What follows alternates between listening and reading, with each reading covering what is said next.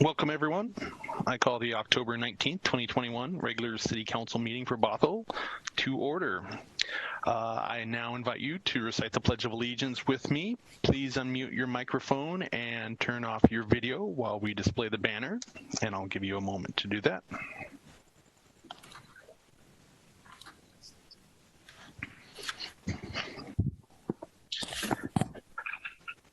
Please join me in the Pledge of Allegiance.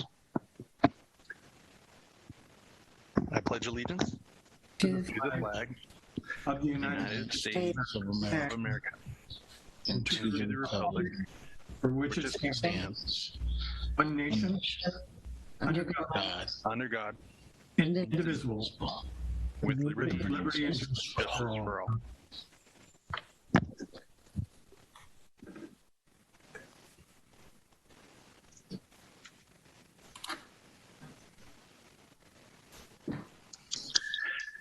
Thank you, everyone.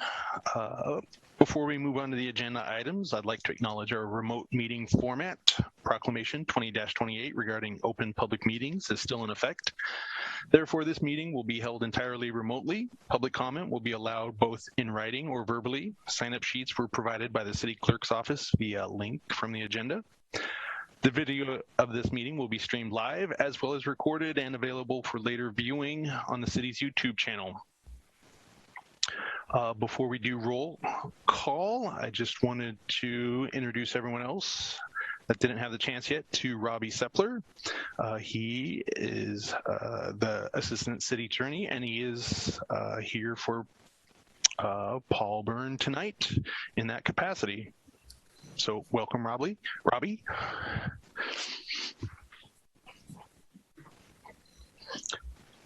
All right, at this point, we'll take a moment to take roll call of the council members by position number. Please say here when the city clerk calls your name. Deputy Mayor Zorns.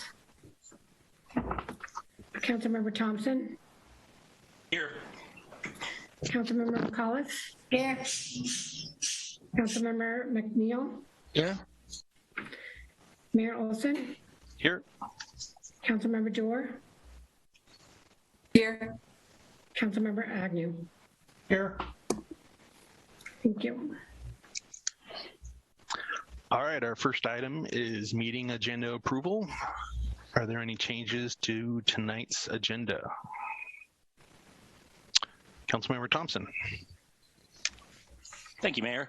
I would like to pull from the consent agenda, Agenda Bill 26160, the approval of the vehicle purchase.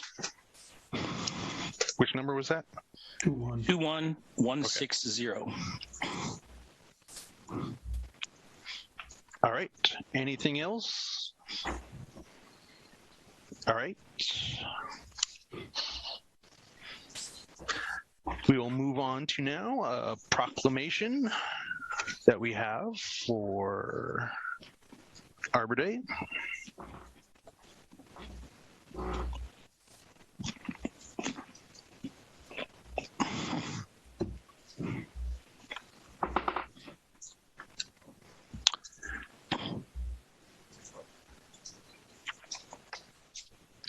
Whereas in 1872, J. Sterling Morton proposed that a special day be set aside for the planting of trees, and was the year when Arbor Day was first observed, with the planting of more than 1 million trees in Nebraska. And whereas 2021 is the 149th anniversary of the holiday, and Arbor Day is now observed throughout the nation and the world.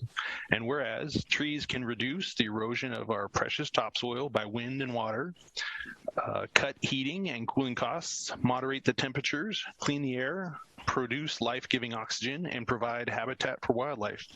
And whereas trees are a renewable resource, giving us paper, wood for our homes, fuel for our fires, and beautifying our community. And whereas trees, wherever they are planted, are a source of joy and renewal. And whereas the Bothell Parks and Recreation Board celebrated Arbor Day on October 7th, 2021 with a donation tree planting at the park at Bothell Landing. Now therefore, I, Liam Olsen, Mayor of the City of Bothell, do hereby proclaim October 7th, 2021 as the official celebration of Arbor Day. in the city of Bothell and urge all citizens to celebrate Arbor Day and support efforts to protect our trees and woodlands, and further urge all citizens to plant trees to gladden the heart and promote the well-being of this and future generations.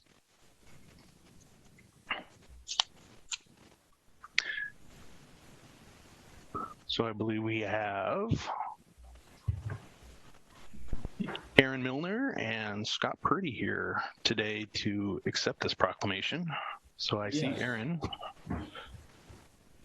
Hi. I hear Scott. Hi.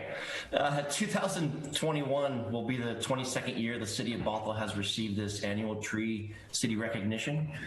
We just wanted to thank you for the continued support of the Parks and Recreation Department.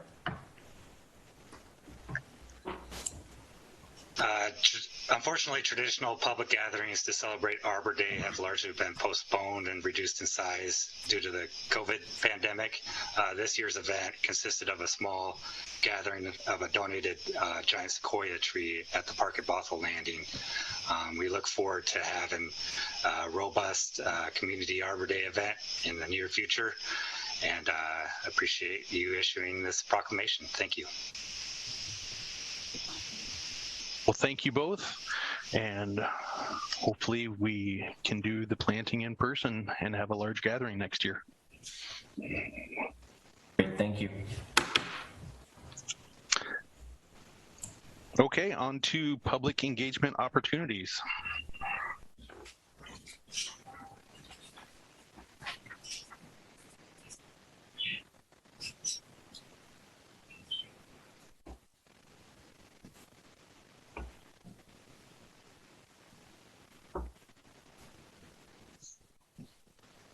And I am seeing a cutoff version at the moment.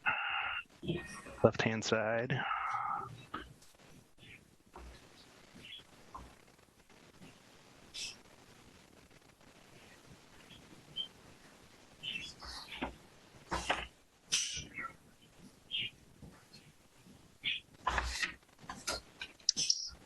There you are. Nope, still cut off.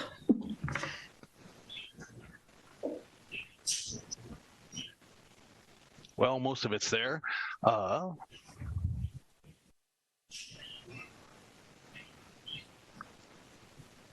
Let's just roll with that. So we have the world's largest earthquake drill, October 21st at 10:21 a.m. So are you ready to shake out? So join us Thursday for the world's largest earthquake drill and practice how to drop, cover, and hold on. Register at www.shakeout.org.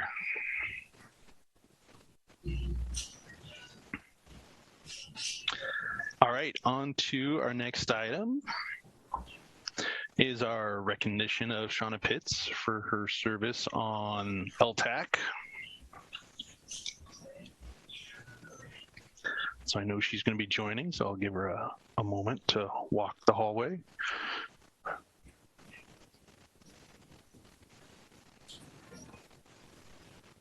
All right, there she is. So please join me in recognizing Shawna Pitts for her service on the Lodging Tax Advisory Committee, LTAC. So Shawna has served on LTAC since its inception in 1998 through her position as the general manager of Country Inn and Suites by Radisson, located in Bothell's North Creek Business Park. The committee is established by law to advise council on lodging taxes collected by Bothell hotels. LTAC is comprised of 3 members who are hoteliers, collecting hotel motel tax dollars, and 3 members who are recipients of the tax dollars. It also includes 1 elected official, currently, that's our Deputy Mayor Zorns. And as a member of LTAC, Shawna is most proud of being part of the creation of the Visitor Center on Main Street, as well as the Begin at Bothell website. Bothell has been so lucky to have such a dedicated member of the community serving on this community. So when asked why Shawna served so long, she said it's because of her love for the people of Bothell and a desire to see restaurants, shops, and businesses prosper. So we say thank you to Shawna for all her hard work and dedication and wish you well with your future endeavors. Thank you. I appreciate that very much. Yeah, it's been a fun road, a journey in Bothell over 25 years, watching it go from supporting Parks and Rec events to community grants for events to two-day events like the UW Bothell block party. And now the visitor center was near and dear to a lot of folks' heart to get that on Main Street. And that was accomplished with efforts of the chamber. So that was a great accomplishment to see happen in downtown Bothell. And the Begin at Bothell website, I can't tell you how amazing that website is. I was sharing with Danae, the old way we used to do sip and stay packages was very manual and labor intensive. Literally, you would call the chamber, make a reservation. Lori Cadwell, the executive director at that time, would reach out to the hotels directly, and now we're all on an app, book the room on an app. So it's come a long way. It's been a privilege to serve on LTAC with the city of Bothell. I'm still in the community working, so it's still Bothell's still very near and dear to my heart. So I hope to kind of keep an eye on hospitality. It's been my life for 30 years, but I'm still in the Bothell community, and I'm excited to see what happens as Begin at Bothell continues to grow with that website and bringing more tourism back to Bothell. COVID kind of ripped the rug out from underneath us, but hopefully we all regroup and get back together. So again, it's been my pleasure to serve on this committee. Totally enjoyed it, and I look forward to see what's next in Bothell's chapter.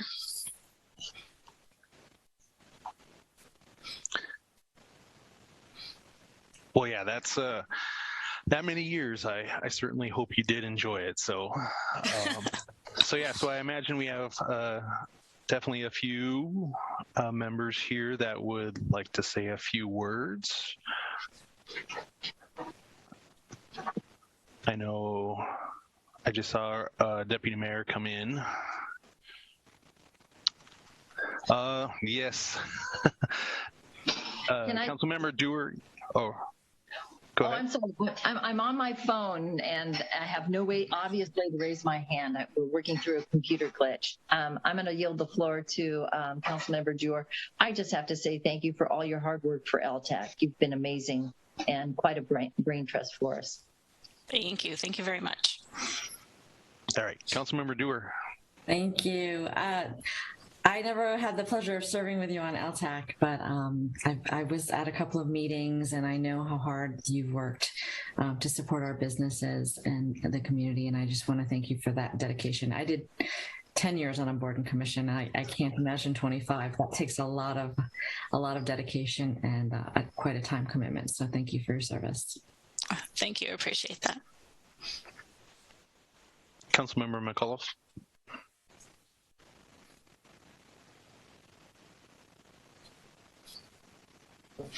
Sorry. Thank you very much, Shawna. I've been involved in the Bothell community for 50 years, and I know what it takes to bring visitors in, to provide opportunities for people to enjoy our community, and I appreciate your tenure. So thank you so much. You're very welcome. Again, my pleasure, and thank you. Councilmember Agnew. I just want to thank you from the bottom of my heart, all the citizens of Bothell, everything that you've done for our community. You're going to be hard to replace. Thank you. I appreciate that. Councilmember Thompson. I just wanted to say thanks, because 25 years is quite a bit of time.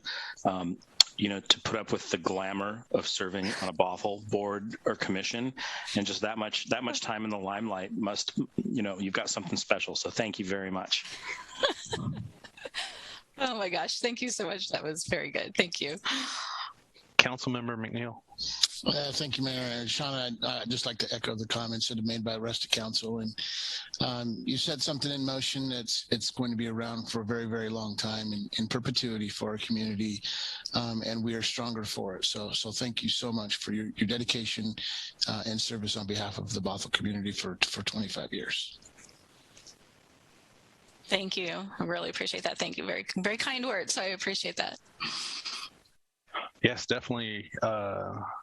Tourism, Chamber of Commerce, just the coordination and the ability to work together has just increased year after year.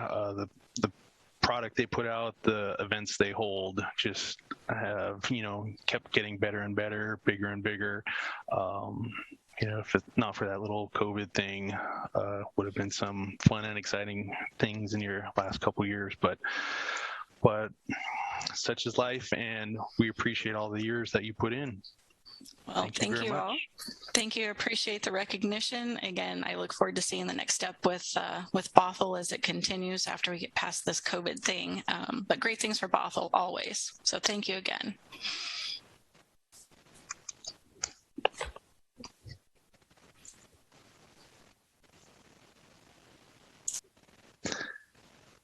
Okay, on to I believe we have Janet Geer will be coming over, and we will be hearing about the WRIA 8 report.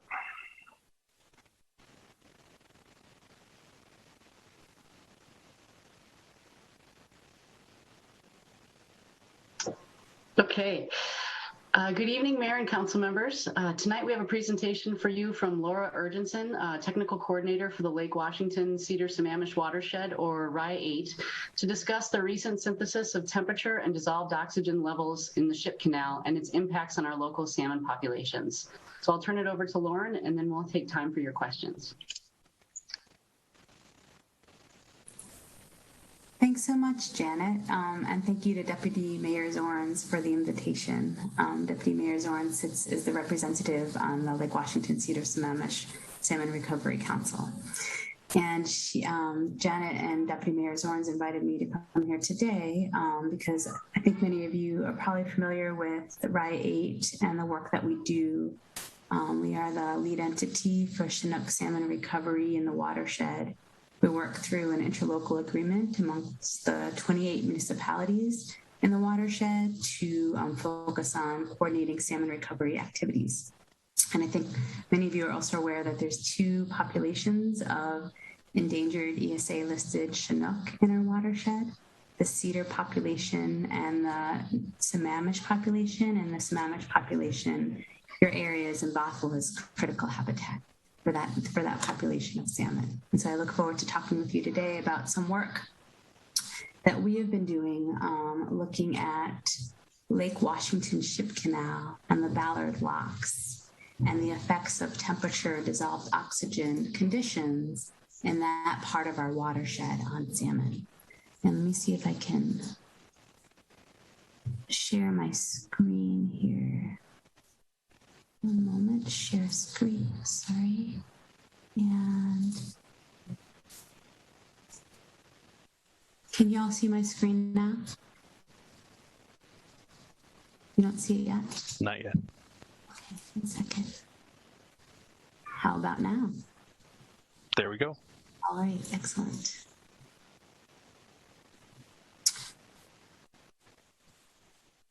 So, conditions in the Lake Washington Ship Canal have long been identified as critical limiting factors for salmon recovery in our watershed. And so, the current work that we're doing, there's been a lot of research, a lot of discussion on these issues for decades. So what we did is we brought together all the information that currently exists, did some analyses on temperature and dissolved oxygen. And the purpose of the analysis is to get a shared understanding of this issue, and not just to leave it an understanding, but then to take the next step into actions and see if we can identify some solutions and strategies to address the impacts of this area of the watershed on salmon recovery. And if you're interested, the full report is located on the WRIA website, and I can send that out to the group after I'm done. So many of you are aware that the Lake Washington Ship Canal and the Ballard Locks are the critical pathway for every anadromous salmon in our watershed. Every juvenile salmon that exits the watershed needs to exit through the Lake Washington Ship Canal and the Ballard Locks. And when adult salmon return to our watershed to spawn, every single one needs to go through the Ballard Locks and back through the Ship Canal on their way either to North Lake Washington tributaries in Bothell or South Lake Washington to the Cedar River. And I think many of you are probably also aware that the Lake Washington Ship Canal, this critical area for salmon habitat, is a highly engineered system. So, prior to the construction of the Lake Washington Ship Canal, which was completed around 1916, the Cedar River flowed into the Black River and out the Green Duwamish watershed out the Duwamish. But with the building of the Ship Canal, the Cedar River was replumbed into Lake Washington. The Black River was largely disappeared, and we have the system that we have today. And so you can see the map in the upper left corner shows what the watershed looked like, the southern part of Lake Washington looked like prior to the replumbing of the Cedar River into Lake Washington. And the picture in the lower right there is a historical image of the Black River, which today is not really much of a river left. And here's some additional historical photos just to give you a sense of the changes that the watershed has gone through over time. And so the picture on the upper left is from 1885. That's from South Lake Union. And around that time is when large-scale logging started taking place in the watershed. The picture in the upper right is from, it's actually 1883. And that's a picture along the shoreline of Lake Washington, of what it looked like prior to Lake Washington being dropped in elevation around 20 feet. So we had this like interconnected natural treed shoreline all around Lake Washington. And then 1913, the Ballard Locks were constructed. And as I mentioned, they were completed around 1916. And with the construction of the Ballard Locks, this image just describes some of the changes around the Ballard Locks area, the Ship Canal and Ballard Locks area that occurred. So the picture on the upper left is the historical pre-canal conditions.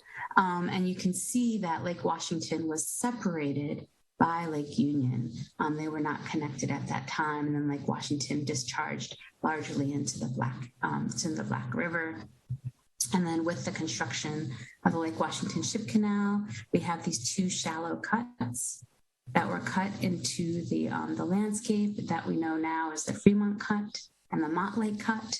And with that, Lake Washington was connected to Lake Union and connected to Puget Sound and Salmon Bay. And we have the system that we know today. And prior to the construction of the Ballard Locks and Lake Washington Ship Canal, we had this large estuary, which is an area of freshwater and saltwater mixing in Salmon Bay and Shilshell Bay.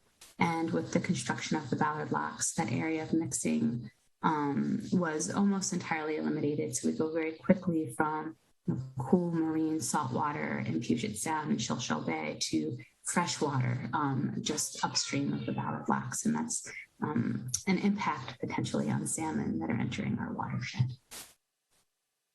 So this is another image, and this is an image of the Lake Washington Ship Canal.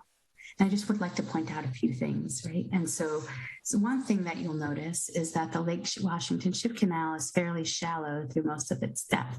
So you can see that most of the Lake Washington Ship Canal is about 9 or 10 meters deep, or about 30 feet deep, except for some areas in Lake Union and then an area just upstream of the Ballard Locks. And that's important because much of the water that enters into the Ship Canal is just that surface water coming off of Lake Washington, right? So when the surface water heats up in the summer, late spring and summer, and you have mostly that warmer surface water off of Lake Washington, which dominates the Lake Washington Ship Canal because you don't have the cooler water at depth. Another thing I'd like to point out, and this is a depth profile of the Lake Washington Ship Canal, is that you'll notice these dots. And these dots are long-term water quality monitoring stations that are run by U.S. Army Corps of Engineers. The ones in green and also the triangles are King County long-term monitoring stations. So we have quite a lot of information about temperature and dissolved oxygen conditions in the Lake Washington Ship Canal over time. And so we can then look at that and compare that to what we know about what salmon need to be healthy and to thrive in the watershed. And just to note that, temperature is maybe the dominant factor that controls salmon health and viability. And so when warm water holds less dissolved oxygen than cooler waters, so salmon really have to work very hard to do basic functions like just breathe in warm water. It also makes them more susceptible to parasites and diseases and can stress them out in other ways. And so, we have this data. The Army Corps has been collecting temperature data since 1992 in the Lake Washington Ship Canal and dissolved oxygen information since 2013. So one thing that we did in our project is to look at temperature conditions over the last 10 years, so from 2009 to 2019, and then to compare that to what we know about what salmon need, their thermal stress thresholds and their mortality thresholds in order to be able to survive and thrive. And many of you are also very familiar with this area. So this is the area of the Ballard Locks. And I mentioned previously that, with the construction of the Ship Canal and the Ballard Locks, we went from having an estuary to having this very abrupt change in conditions. So the Ballard Locks block cooler oxygenated saltwater in Puget Sound from entering the Lake Washington Ship Canal, except during those times when the locks open. And as a result, migrating salmon experience very abrupt changes in saltwater conditions, temperature, and dissolved oxygen as they enter the watershed. Then likewise, juvenile salmon, as they're leaving the watershed, also experience very abrupt change in conditions. And so what we've seen and what studies have shown over time, that salmon have these interesting behaviors at the Ballard Locks to try and adjust and address the abrupt change in conditions. So Chinook salmon in particular will recycle through the locks a number of times in order to physiologically adjust to the abrupt change from the salt water of Puget Sound to the fresh water of the Ship Canal and in our watershed. And normally, that would be okay, except for the fact that we have seals and sea lions that also hang out at the locks and chase the salmon. So each time salmon have to recycle through, they're at risk, increased risk of predation from seals and sea lions. And also the concentration of salmon at the locks appears to attract large populations of seals and sea lions in the area. And many of you know that in addition to coming through to the Ship Canal, through the locks themselves, salmon also come through the Ballard fish ladder. And I'm sure many of you have been down to the locks and Ballard locks and seen fish coming through the fish ladder, through the viewing windows there.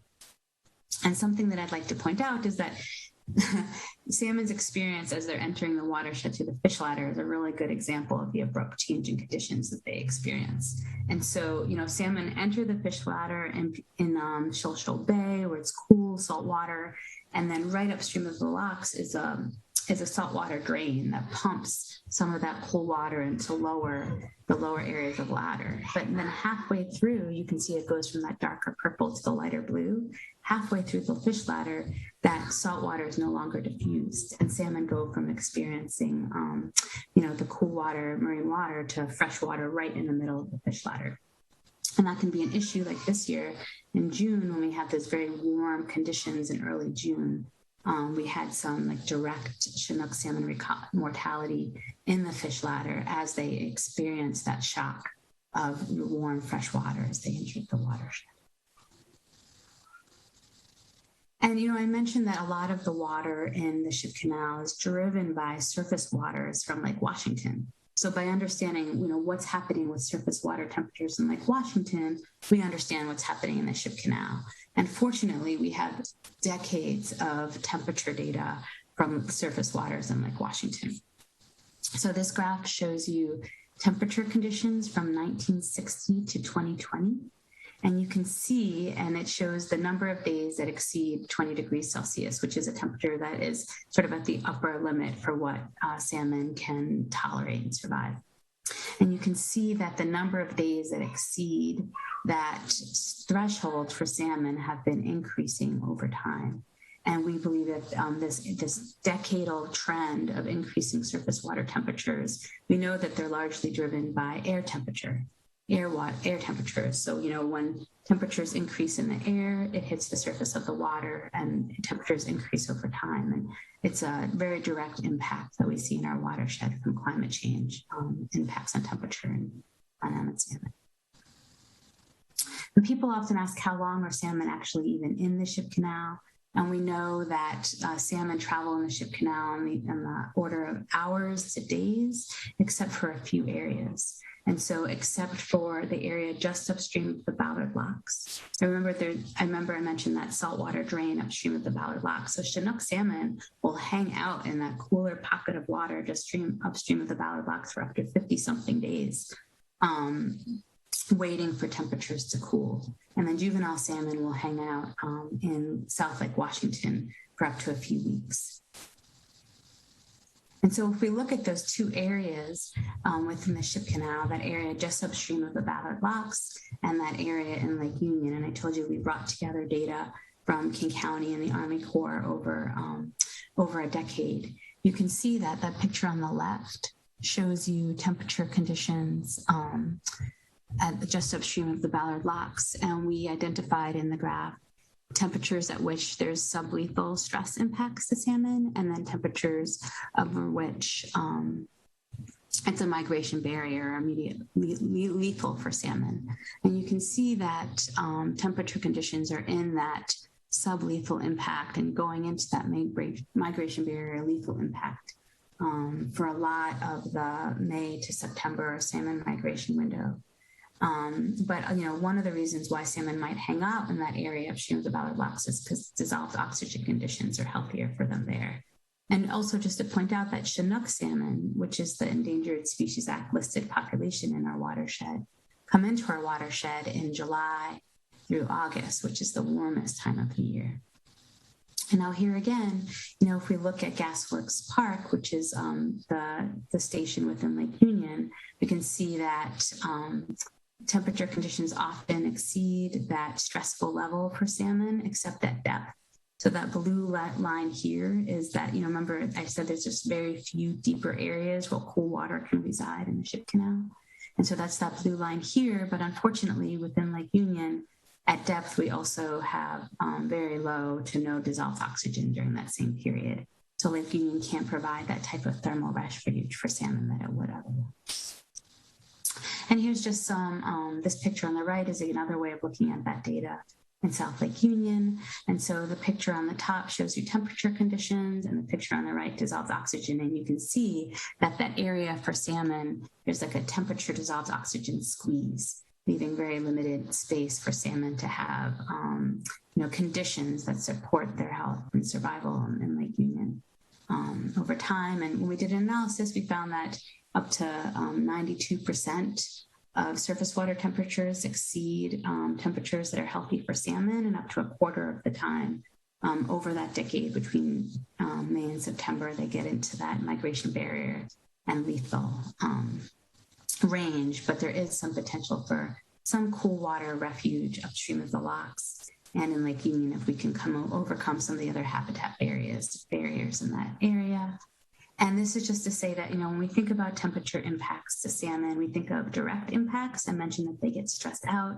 It's hard for them to breathe. They're more susceptible to parasites and disease. And then there's also indirect impacts. And so what we have, so not all fish species do poorly in warmer temperatures. And in fact, in our watershed, we have a lot of introduced fish species like yellow perch. So that picture on the left is a picture of yellow perch, and those introduced fish species actually do better in warmer water conditions. Their metabolism picks up, and they're known to predate on the juvenile salmon as they exit the watershed. And so there's these sort of direct effects of temperature, and then there's also the indirect effects, impacts through greater predation. And so, as I said, the purpose of this work was to bring together what we've learned over decades and thinking about how to do salmon recovery in our watershed and what we know about the ship canal. That was just the first step, right? So the next step is then what do you do about it? And so we're organizing a roundtable of management entities throughout the watershed to make sure we have a shared understanding of the problem, to pool expertise and identify and advance solutions, and then to advocate for implementation of those solutions and to monitoring their effects over time. And that's the part of the work we're working on now. So we pulled together representatives from a number of different organizations and agencies that are working on salmon recovery in our watershed to try and come up with some solutions to this problem so that we can, have salmon come into the watershed as healthy as possible. And so that's what I came to share with you all today. I'm happy to answer any questions you have about this part of the system, about the work and the strategies and solutions that we're working on currently. To thank the WRIA 8 Salmon Recovery Council and King County Waterworks, who has provided funding for this work. A special thanks to the authors and contributors, to the participants in the roundtable, to Deputy Mayor Zorns, and to Janet Geer for inviting me to come here today. And thank you so much for the time to tell you a little bit about what's happening with salmon in that part of the watershed. Thank you.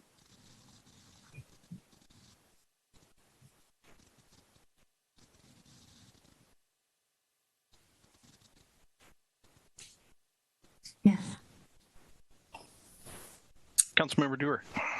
Thank you, Mayor. Thank you, Lauren. That was really, really insightful and well explained. I learned a lot, actually, in that short amount of time. So I want to thank you for such a clear, concise, and really great understanding, presenting us a great understanding of kind of what the problems are. I had never had it presented to me in quite that way. So it was great. Thanks. It's my pleasure. Thank you. Deputy Mayor Zorns. Lauren, thank you very much. I know you're a busy mom and you're doing this, and I know it comes at a great sacrifice. When you presented to WRIA 8, I know Councilmember Agnew was also very concerned about the information that you shared. And I find myself feeling overwhelmed and panicking, and what can we be doing? So basically 2 questions. Well, first off, very appreciative that there's a round table discussion that's been going on, because inside I have a bunch of little panicked doggies running around. Like, what are we going to do? What are we going to do? So I'm glad there's some clear heads that are thinking about strategies for us. So 2 questions. How are the yellow perch numbers? Do we have any idea how much they're increasing? Yeah, so that's actually a study work that we're engaged in right now with the U.S. Fish and Wildlife Service and Washington Department of Fish and Wildlife. And so we're kind of, in some ways, there's been a lot of information collected on salmon fish populations in our watershed over time. So we're pulling together some of that historical information to understand what's happening with yellow perch. And we're working on studies to use these big nets to catch yellow perch in the ship canal, and then we pump their stomachs and we see what they're eating. And so we can better understand like the potential impacts of these changes in fish populations on salmon survival. And so that's what we're working on currently. And we know that yellow perch, I mean, I can just tell you from, fishing in Lake Washington and looking at the study data that yellow perch has become a dominant component of our fish communities, and it was not several decades ago. Yeah. And so it's a concern. Rock bass is another species that a couple of decades ago, it really wasn't a large component of the fish communities that you would encounter in Lake Washington and in Lake Sammamish. And today it is very abundant in Lake Washington. And so in thinking about salmon recovery, we really need to think about like what's happening with fish communities, what's happening in our waterways. And, something to keep in mind too is that, a number of these introduced fish species are species that people have put into the lake. Things like walleye or northern pike that were, species that people, maybe are used to fishing, where they came from, and they put them in the lake. And so like getting the word out there that, if you have a fish pet, or if there's a species that you want to see, please don't put your, don't move species around. Don't add them to lakes because they really do have real impacts on the native salmon populations that live here. So. Yeah, it's a little frightening. I have to tell you, I have quite the mental image of pumping fish tummies to find out what they've been eating. I'm not even going to go down that rabbit trail. It's more like a tube of water in their gut, and it kind of gets we don't push them down, but flush them out would be a better word than pumping, I suppose. Oh, that's good. Well, I don't know if there's ever fishing season on yellow perch or rock bass or northern pike. Sounds like we need all hands on deck to help keep those under control. Yeah, it's absolutely true. And each year, Trout Unlimited holds a perch derby in November in Lake Sammamish, and I suggest it's a good event. I suggest y'all come. And like I said, we're working with state and federal partners to get a better handle on what we can do about these native fish predators. If there's certain places like hot spots where they're, where they intersect with juvenile salmon as they're exiting the watershed, we're trying to locate them so we can do some targeted management action. Well, from what you've described, it sounds like all they have to do is kind of hang out and wait for them to kind of get sandwiched in there, and then it's smorgasbord. One other question for you, and then I'm going to let others chime in. When we talk about it sounds like ambient air is a big driver in surface water temperature, and so in the southern part of Lake Washington, we know that there's some pretty dominant heat islands that are happening around. Hi there. Do you still have company? No, but I'm on my city count. So,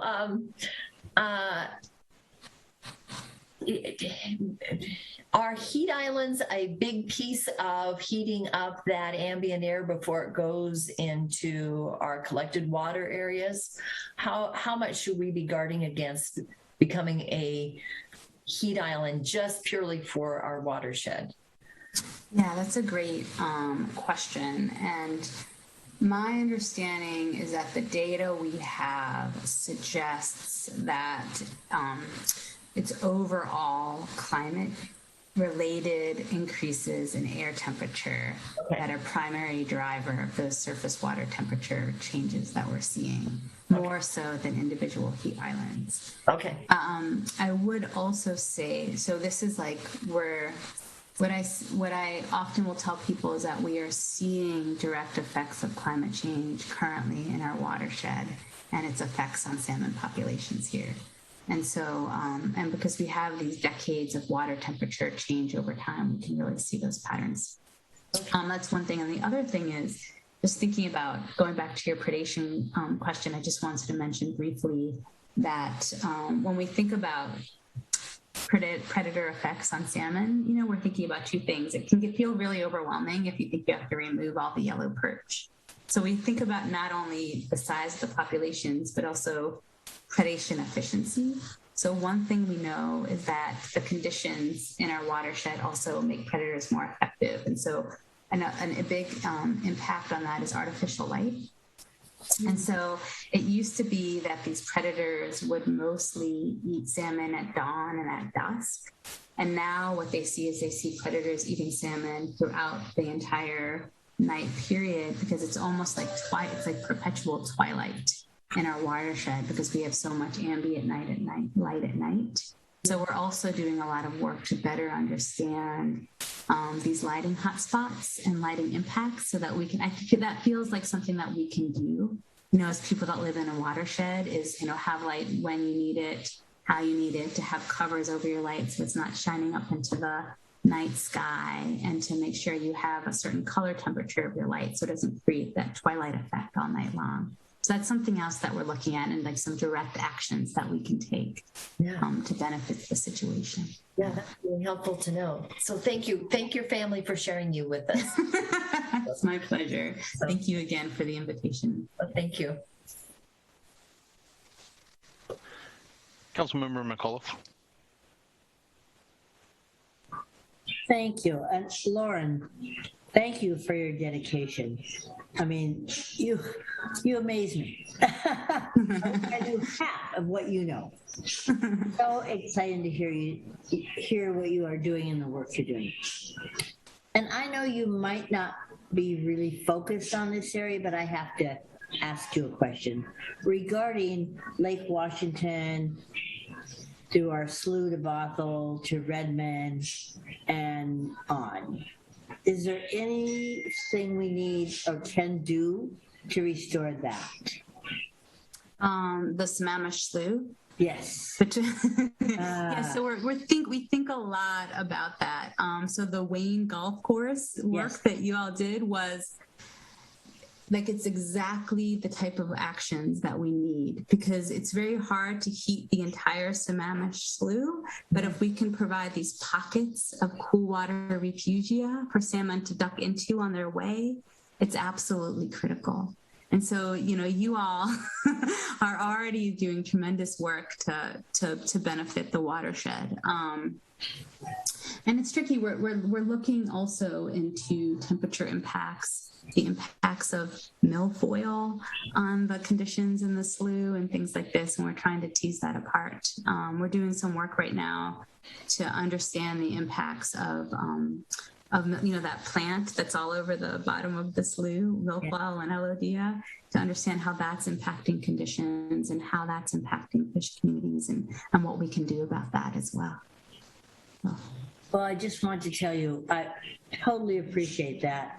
We've watched it, Sammamish Slough, just go from a very viable, wonderful, riverside way through town, and now because of the vegetation on the bottom, we've lost a lot. So anything that we can do to help you in that, please let us know. Thank you so much. Yeah, this is an issue that it's coming up in my own awareness of how important it is, these aquatic plants, and I'm trying to figure out, understand it better and what we can do about it. So thank you for saying that. Councilmember McNeil. Thank you, Mayor. Lauren, thank you so much for the presentation. Janet and Deputy Mayor Zorns for bringing this to us. Hopefully we can hear more about this. I had the opportunity to serve briefly on WRIA 8 and learn a lot about our waterways. And one of the things that I find interesting is the different levels of the Sammamish and the channelizations of the Sammamish. And I'm wondering, are we looking at how we can elevate, raise, lower, maybe dredge that Sammamish, and what those effects would be potentially long-term, right? So, we may not have as many counts today, but maybe in the future with some of that work that's, I think, long overdue, we might see that. And how can we as a community, not just with the acquisition of the Wayne, former Wayne Golf Course, but what can we do as a community, as a region, to ensure that the work moving forward actually takes advantage of the fact that that is now a public resource? Yeah, that's a great question.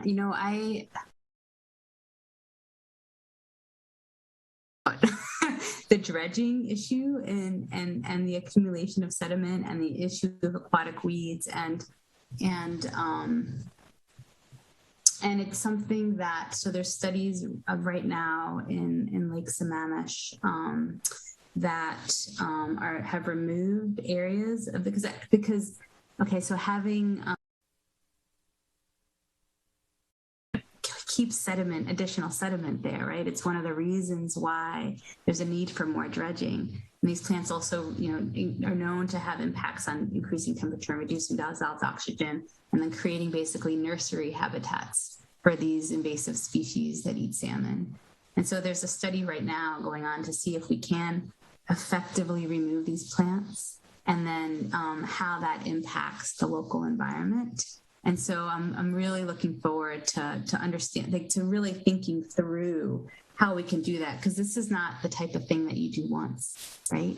This is the type of actions that need to be done over and over again and require a certain amount of attention and public investment. And so we're thinking really hard about how to set up those types of situations. So I'm not sure that I answered your question now very well, but yeah, no, I'm just excited to hear. I'm excited to hear you guys are studying that. I think it's important. It's not the big picture item. It's the smaller impacts that we can make that have a much bigger impact overall. And so just kind of understanding that system and how it flows and the impacts that have on other things as well through the Sammamish, I think is critical. And I think, again, if we want them to come up and down, we need to provide the way for them to do that, in which they're going to be able to do it safely, and they're going to be able to have waterways in which they can actually do it naturally. So thank you again for all your hard work and dedication. Thank you so much. And thank you for your time interacting with WRIA 8. That's wonderful to hear. Yeah. Yes, thank you very much for your presentation tonight, Lauren. Yeah, as others mentioned, it was unique to me how it was presented, especially, such a historic aspect and how we came to have what we have. So very enlightening and a different perspective on it. So I appreciate that. And educating us more about this very important issue for our city that's on this waterway. Thank you very much, Mayor Olsen. Okay.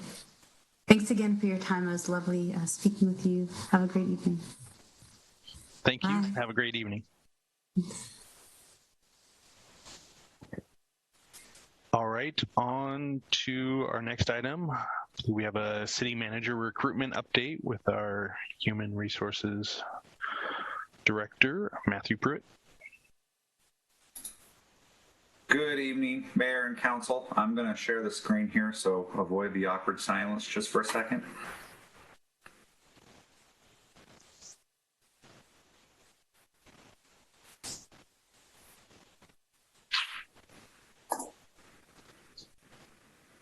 So, can everybody see that? Yes. Great. So I'm excited to be here this evening. It's an important time in the city manager recruitment process, and the purpose of me being here is to sort of provide you an update, a reminder on where we've been, and then what's coming up here in the next few weeks, so the community understands what's going on with the city manager recruitment process, and you have an opportunity to ask any questions or provide any feedback about the process to date. So way back in February, you hired an interim city manager, and we moved forward with picking the Novak Consulting Group and Heather Gantz to be our consultant and recruiter on this process. We worked with her to develop a recruitment timeline and a public feedback survey that we sent out to the public, and then she came to one of our meetings and we reviewed the survey feedback on what the public felt were the characteristics that we needed in the next leader of the city manager at the city. You met individually with the consultant on one-on-one. Each council member had a meeting with Heather. We developed a position profile based upon the public feedback and based upon your input. And on August 23rd, we opened our recruitment for the city manager process and have been gathering applications since that time. On October 10th, the position closed. To date, we have 45 applications. And since October 10th, the consultant Heather has been reviewing those applications, and she has been looking at our candidate profile and comparing the applications compared to what you said and told her in the development of that profile. On October 21st or 22nd, hopefully on the 21st, we will be getting you application packets. Some of you will be getting those electronically, and some of you will be getting them paper, whatever you prefer. If you have a preference that I'm not aware of, feel free to email me and we'll get to those to you any way that we can. And then on October 26th, next week, we will be, not next week, but on October 26th, we will have a special meeting where you will meet and consider the qualifications of the applicants for the position. The consultant will be at that meeting. She will go through the application. She will talk about her work in reviewing the applications and the conversations she's had with candidates so far, and you will be able to ask her questions about the applicants for the position. On the week of November 8th, we're planning to schedule a couple times in the late afternoon. In fact, I'm hoping that you've received a request to provide your availability for that week to have meetings and discussions with a group of semifinal finalist applicants that you have chosen. After that process is concluded, on November 16th, we will be selecting finalists that will be announced to the public, and we expect there to be 2 to 5 finalists for the city manager position. And then on November 29th and 30th, probably the biggest of the 2 days coming up in this process, there will be several activities to basically evaluate the finalist candidates that you have chosen. We are planning on a public house that will be held virtually so the public can meet those candidates. There will be staff interviews. We will be involving newly elected council members in the process in those 2 days. And that will all culminate in a special meeting on November 30th, Tuesday, November 30th, where you will have final interviews with the candidates and then select the final candidate that your choice to be this next city manager in a public meeting. After that, we will conduct a background investigation. We will do reference checks. We'll have to negotiate a contract with the selected finalists. You, the council, will have to vote on that contract. And then hopefully sometime just after January 1, the new city manager will have their first day. And so all of these items in the plan, it's obvious it's a plan, but we believe these are the dates and times that will work best moving forward. If you have any questions, I'm available. Councilmember Thompson. Thank you, Mayor. Hey, Matt, I'm wondering why we don't involve the future council members, at least maybe to view even the semifinal interviews.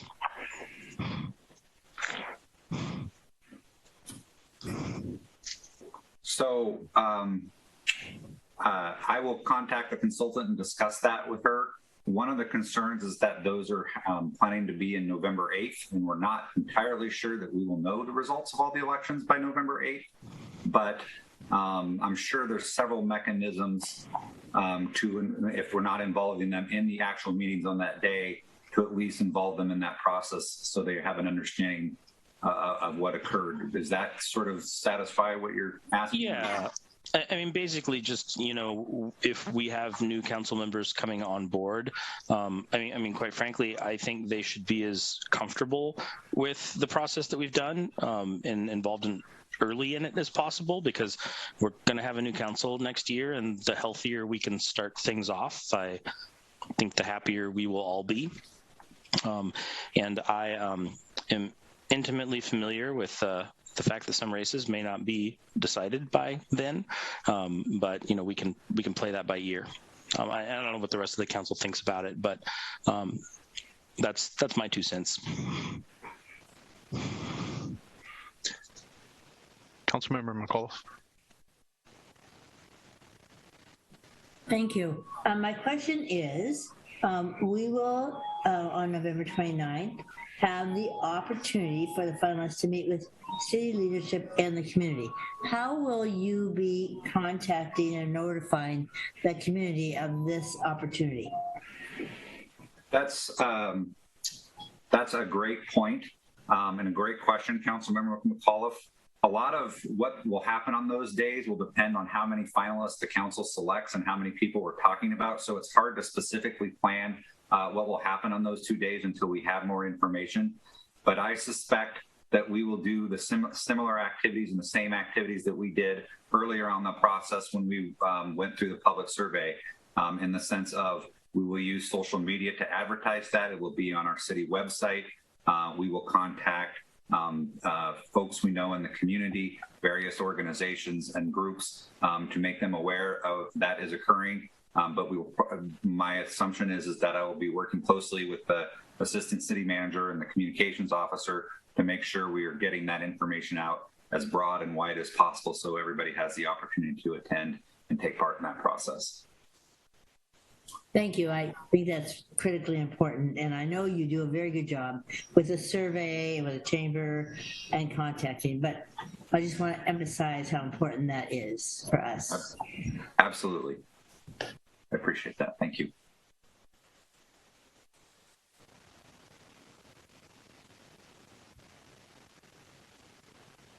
Deputy Mayor Zorns.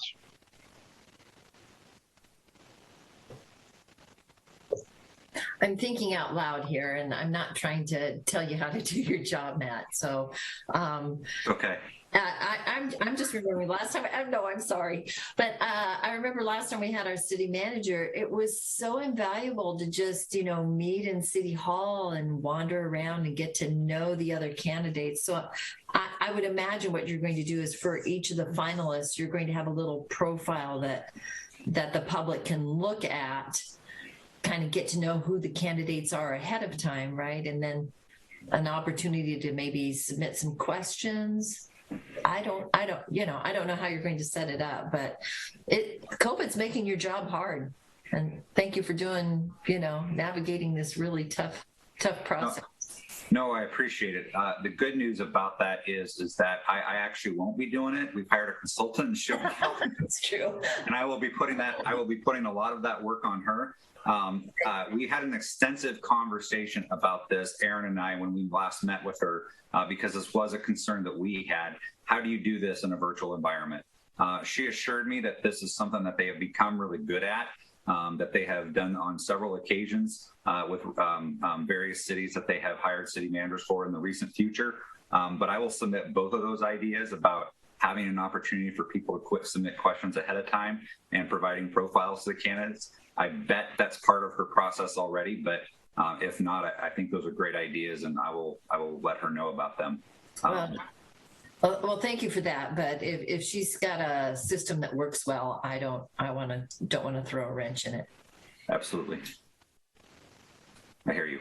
Yeah.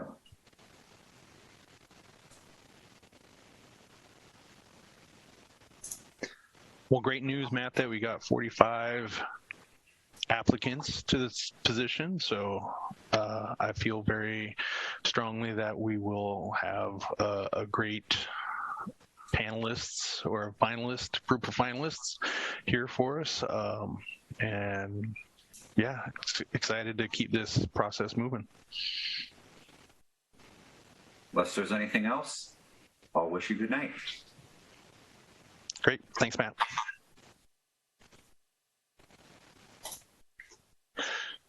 All right, next item we have is visitor comment. Actually, Mayor Olsen, we do have council committee reports. Council committee reports. Thank you. Yep, I see that there. All right. Does anyone have a report on a council committee they would like to share?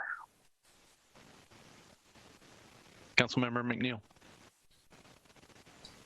Thank you, Mayor. And I'm not sure, did forward some information from a couple committees, the PIC meeting and RPC meeting. So hopefully everybody got it, but couple quick takeaways. On the PIC meeting, there was some information, some discussion around bike helmets. It was a very robust discussion about some of the inequities around the enforcement of bike helmets. And so hopefully we can have more of a conversation around that, how we're enforcing it, if and we're enforcing it, and how we're regulating or looking at scooters in our city now that we have Lime scooters back, incidents that are happening within the community, et cetera. So there was a very robust discussion. Many communities are looking at it different ways. It was interesting to see where the enforcement, inequities in enforcement took place. So if you take a look at the packet, there'll be some more additional information on that.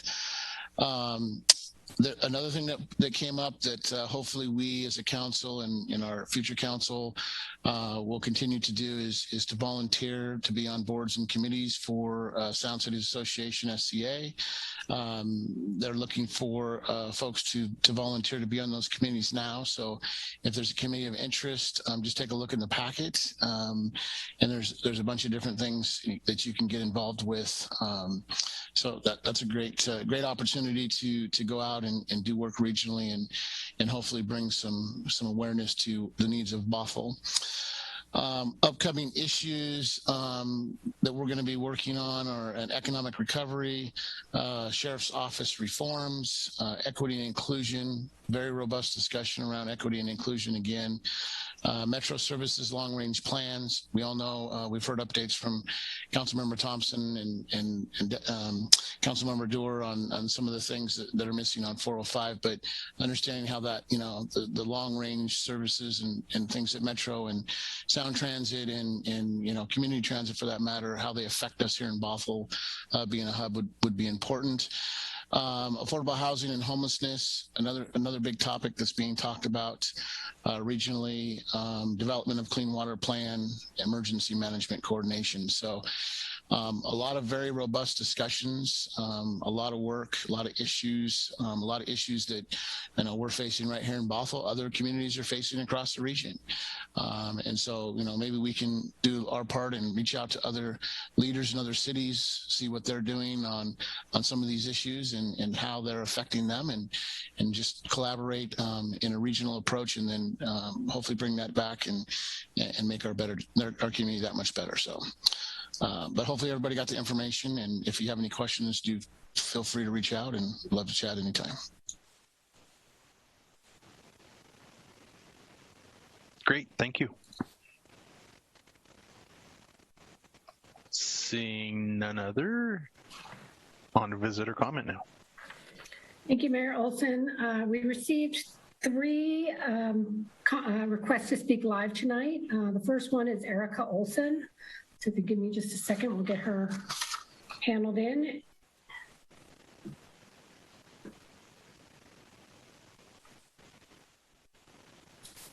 Hi, Erica. Thank you for joining us. You'll have 3 minutes to speak. So whenever you begin, I'll start the timer. Great. Thank you so much. Good evening.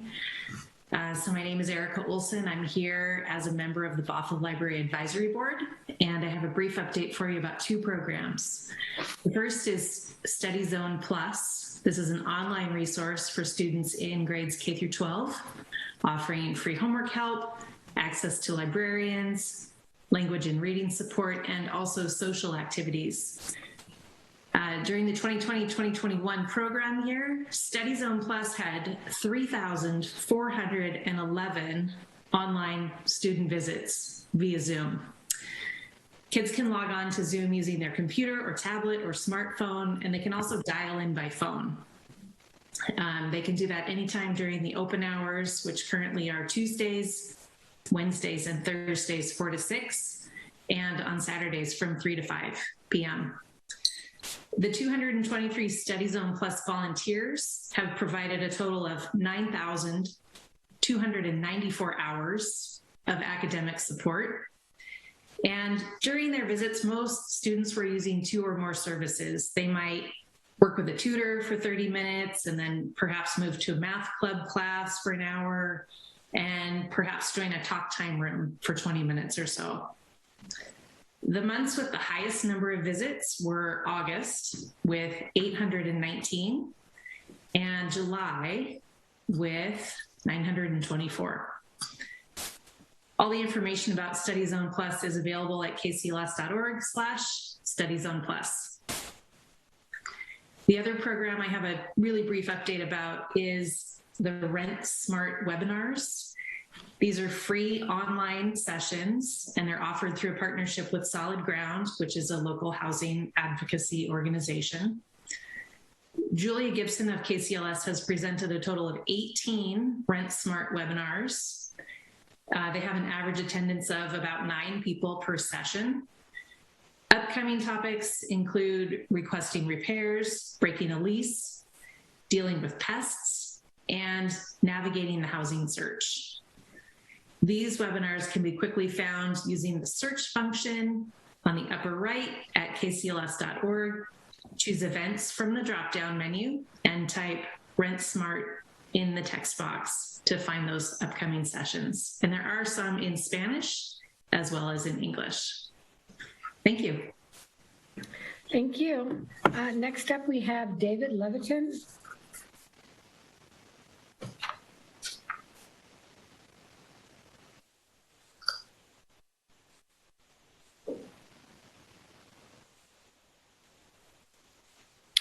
Hi, David, go ahead when you're ready. You're on mute right now, but as soon as you start, we'll start the timer. Hi, can you hear me now? Yes, we can. Great. Thank you. I'm David Levitan, and I'm a resident of Bothell. I wanted to speak to the City Council about the budget discussions from last week's meeting. What I learned is that despite better than expected revenues, Bothell is still in a structural deficit with no anticipated surplus for the foreseeable future. This is highly concerning to me. What was even more concerning was the disregard this council showed for the situation. The latter portion of last week's meeting consisted of council members showing their support for multiple non-essential projects that will cost millions of dollars. The majority of these projects will not be funded by ARPA funds, the only source of money that we must spend in the near future. Last year, the council made financial stability a council goal. It is essential that this council stick to their goal so that future city councils no longer have to deal with a deficit. I too would love to see landing in other parks. But we cannot do so without additional funding, either by cutting our resources. I, for one, would love to see a park consistent source of funding for parks. I do not know if the current spending due to human nature, election gimmicks, or some other reason, but I call on this council to honor their own goal of prioritizing ability.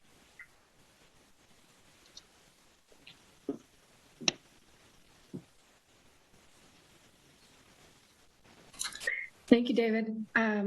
Next, we have Sarah Gustafson.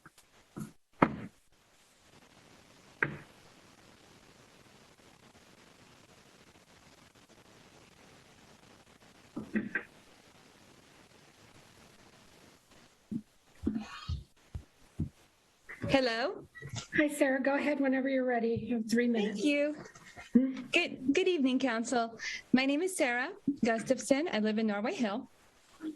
I came here to talk about fiscal conservatism and the budget again, but then the former mayors of Bothell showed up on social media, 5 of them. And since I last spoke, I learned that apparently they are calling candidates Tran, Aldrich, and Alcabra dangerous, hate-filled extremists. Seriously? All council members, please speak up to set the record straight. Thank you, Councilmember Thompson, for doing so. And if I've missed anybody else, beg pardon. Councilmember McAuliffe and Deputy Mayor Zorns, you have a particular responsibility to respond because these former mayors were speaking in supposed support of your campaigns. Deputy Mayor Zorns, I look to you first because in your closing comments at the Bothell Forum, you cited diversity, equity, and inclusion as a council accomplishments. The words I heard was that the council was working on DEI for a while and the community weighed in. But what I recall was that you initially expressed reluctance on this project last year, for example, to hire DEI staff. I am grateful that you challenged yourself and glad that council came to consensus with the staff and community. But it took a lot of advocacy to get there. Advocacy led in large part by candidates Alcabra, Aldrich, and Tran. Advocacy that deserves some credit and at least a response to those former mayors. Councilmember McAuliffe and Deputy Mayor Zorns, you might state that these 3 candidates are local leaders who act in good faith.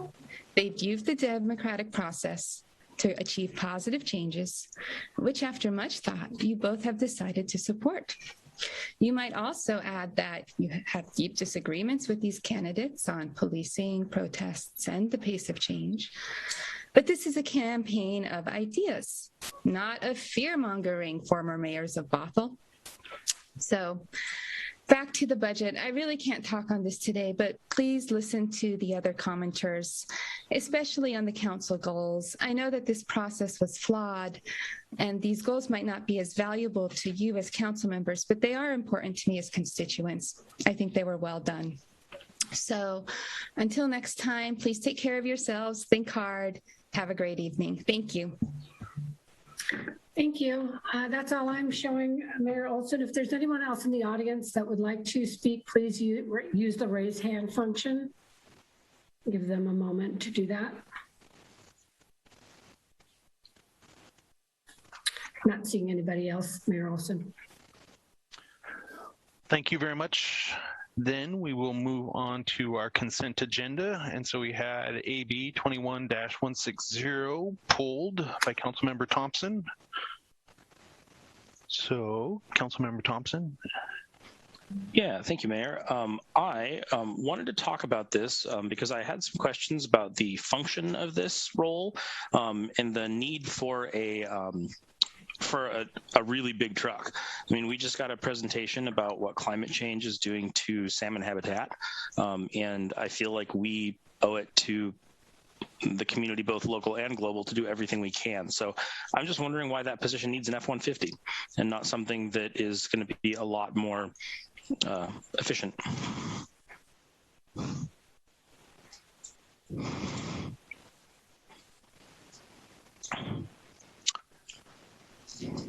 I would say, do we have... Mayor, also we have Darren Tempe and Jeff Sperry. Captain Tempe here. Yes, can you hear me? Yes. Thank you for your time tonight, and great question. A few factors led to this platform as a choice for this. One, we have 2 hybrid vehicles in our fleet right now and 2 more on order. Unfortunately, due to the supply chain shortage we're experiencing, we ordered those 2 additional hybrids in March. We don't have them yet. We'd like to have this vehicle for our officer to be deployed early in the new year, and the F-150 is available right now. Additionally, this position will likely include transporting bicycles for patrol work, transporting recovered stolen property, which is something common for the type of work this officer would be doing on our levy community crime reduction team. So for those reasons, timeliness, and then just what a truck affords you as far as transporting large objects, it was chosen for this levy position in particular. Our plan moving forward is to continue to replace patrol vehicles with hybrids, like the 2 we have ordered right now. What do we do right now to move bicycles and stolen property?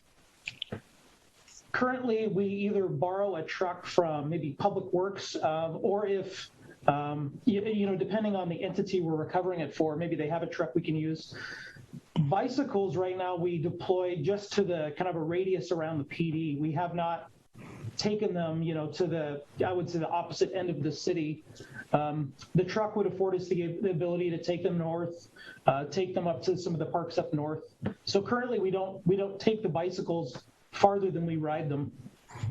Okay, so this would be the department's only truck? We have a training truck, but we can't count on that for police calls all the time. Okay.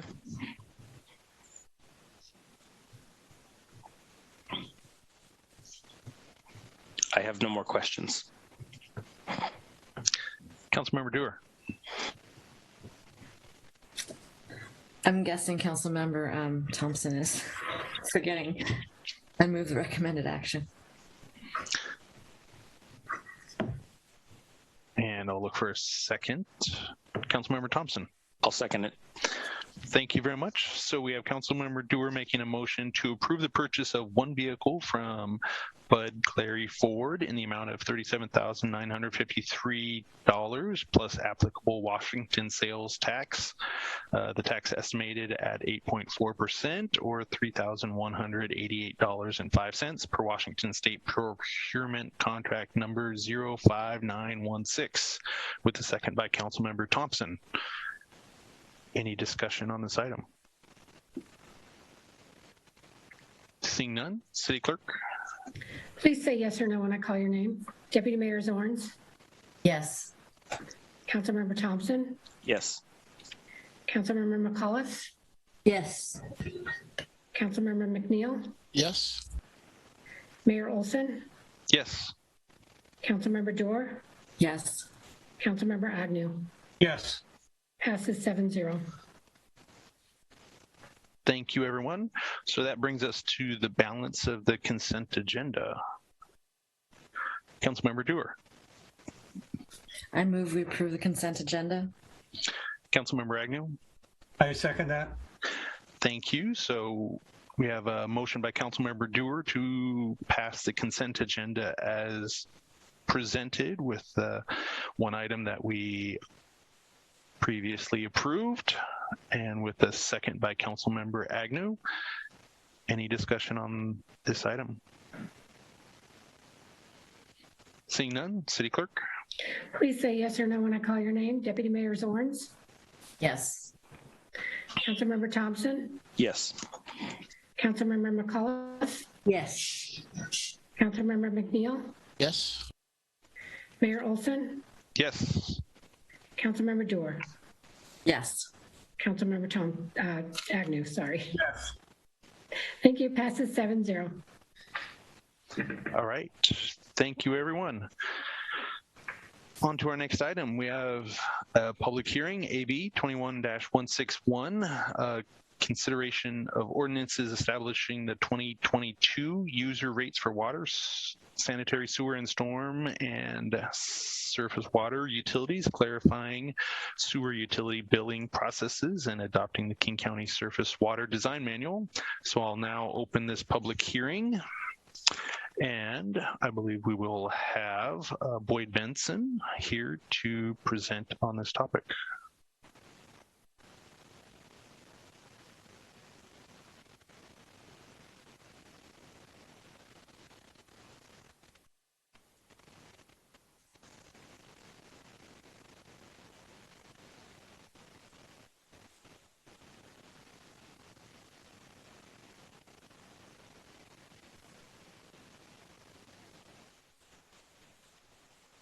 Good evening, Mayor and Council. Boyd Benson, Public Works. First, can you hear me? Yes. Standing, thank you. You stand by while I share my screen.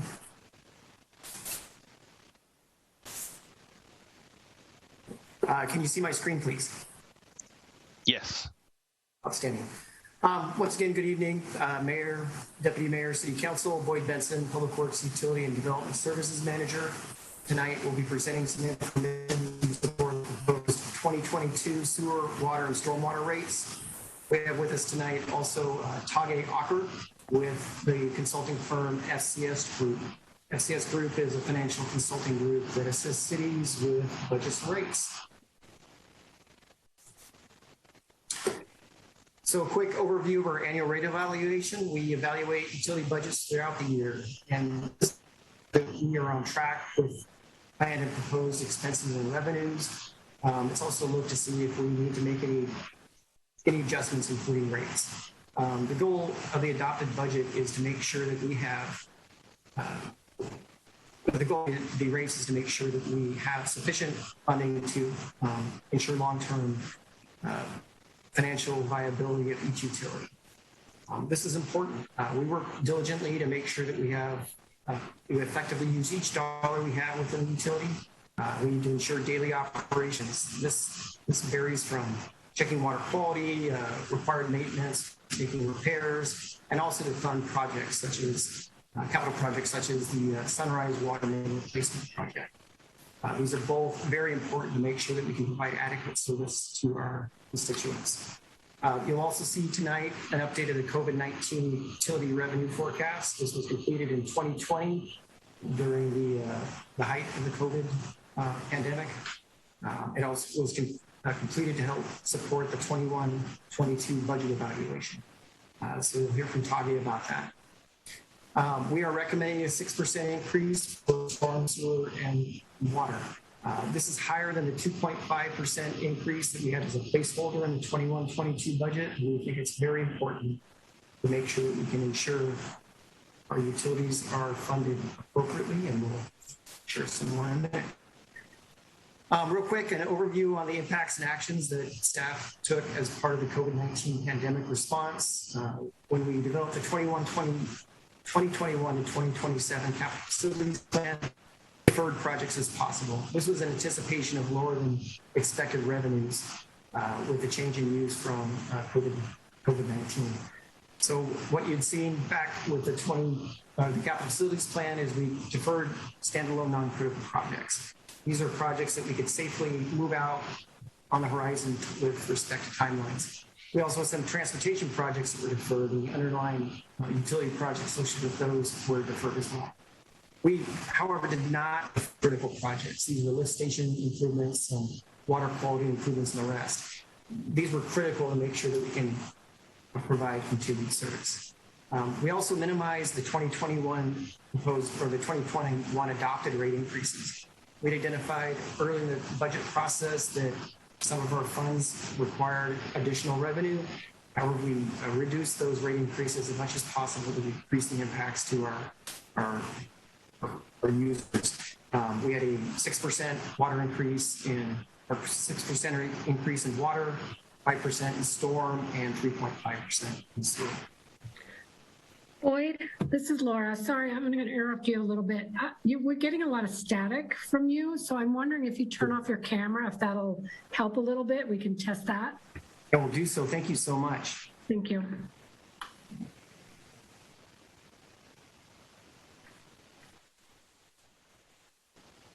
Thank you. So I'm going to pass this off to Page to talk a bit about the COVID-19 rate forecast update. Thank you, Boyd. Can you all hear me okay? Yes. Excellent. So as Boyd mentioned, over the past couple of years, we've been, as a part of helping out with the annual rate updates, we've also been looking at what has the COVID-19 pandemic had an impact on both revenues for the utilities as well as customer billing data. So water consumption, sewer flows, those types of things. We wanted to pull out a couple of items and communicate those here to you all tonight. When we looked at 2020 revenue, despite 3% rate increases for the water and sewer utilities, we saw that 2020 revenue was actually lower than 2019 revenues, in large part due to a reduction in water consumption. We looked at that again with data we had mid-year, so 2021 year-to-date, compared that revenue to the same period in 2020, and we found good news. Water revenues are up 6.5%, and sewer revenues are up by about 4% year over year, which is generally consistent with what the adopted rate increases were for 2021, which suggests that water and sewer use is generally stabilized. Customer growth year over year, so accounts mid-year 2021 compared to the last couple of years has seen a 1 to 2% annual growth rate, so that's positive as well. And then a couple of other trends, probably not a surprise, but during a lot of the stay-at-home orders, and even as those have eased up, we've seen residential usage up quite a bit, while commercial and industrial use has been down. And then lastly, under the water and sewer bullet there, we have seen a slight increase in past due accounts. You can see that graphic off to the right. That shows the total dollar amount of overdue bills during each billing cycle. Utility bills go out every couple of months. That's why you see every 2 months there in that graphic there. So not a significant increase, but we have seen an uptick over the last few billing cycles, something to keep an eye on. And then lastly, for stormwater, there is no usage component for stormwater revenues like there is for water and sewer utilities. And so those revenues have been relatively stable. And just as a reminder, King and Snohomish counties perform the billing for that particular utility. Next slide, please.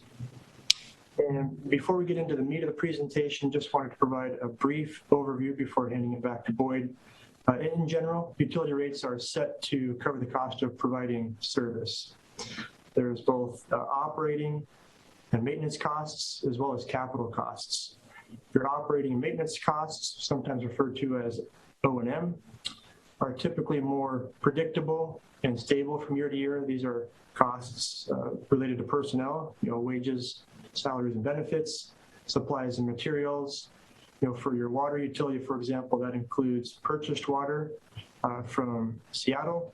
And then as another example, for your wastewater sewer utility, that also includes treatment-related costs provided by King County.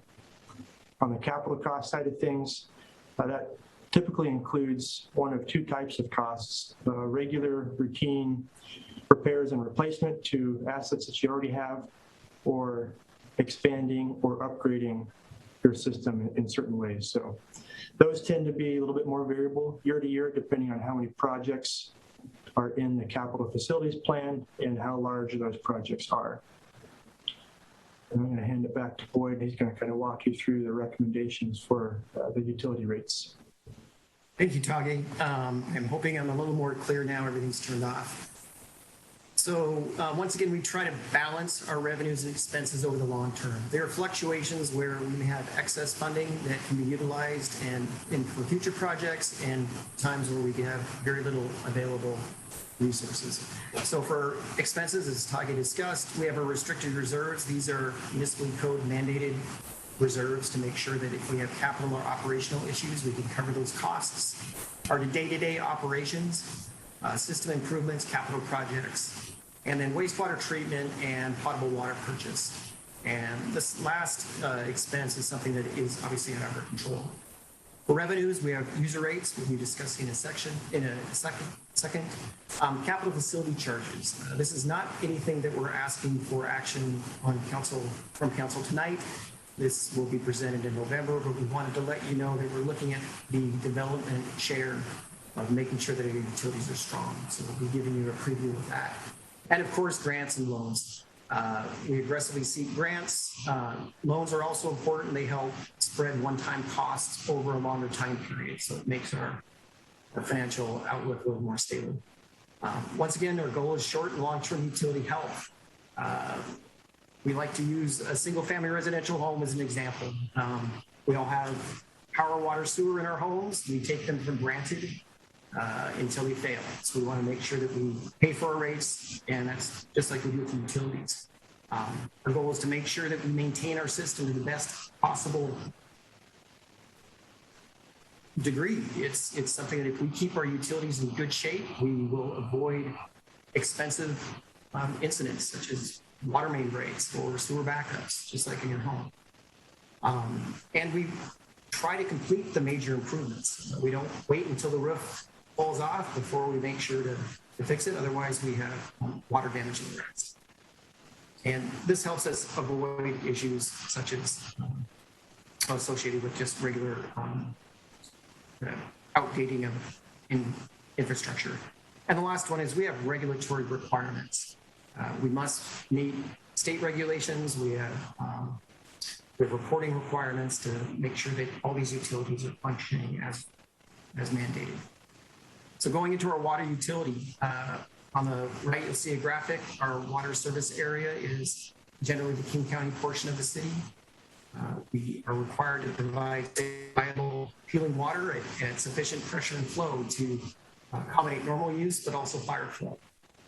A few stats: about 120 miles of water main, 3 reservoirs, 4 pump stations, and a bunch of hydrants that these require, in some cases, daily maintenance and operation.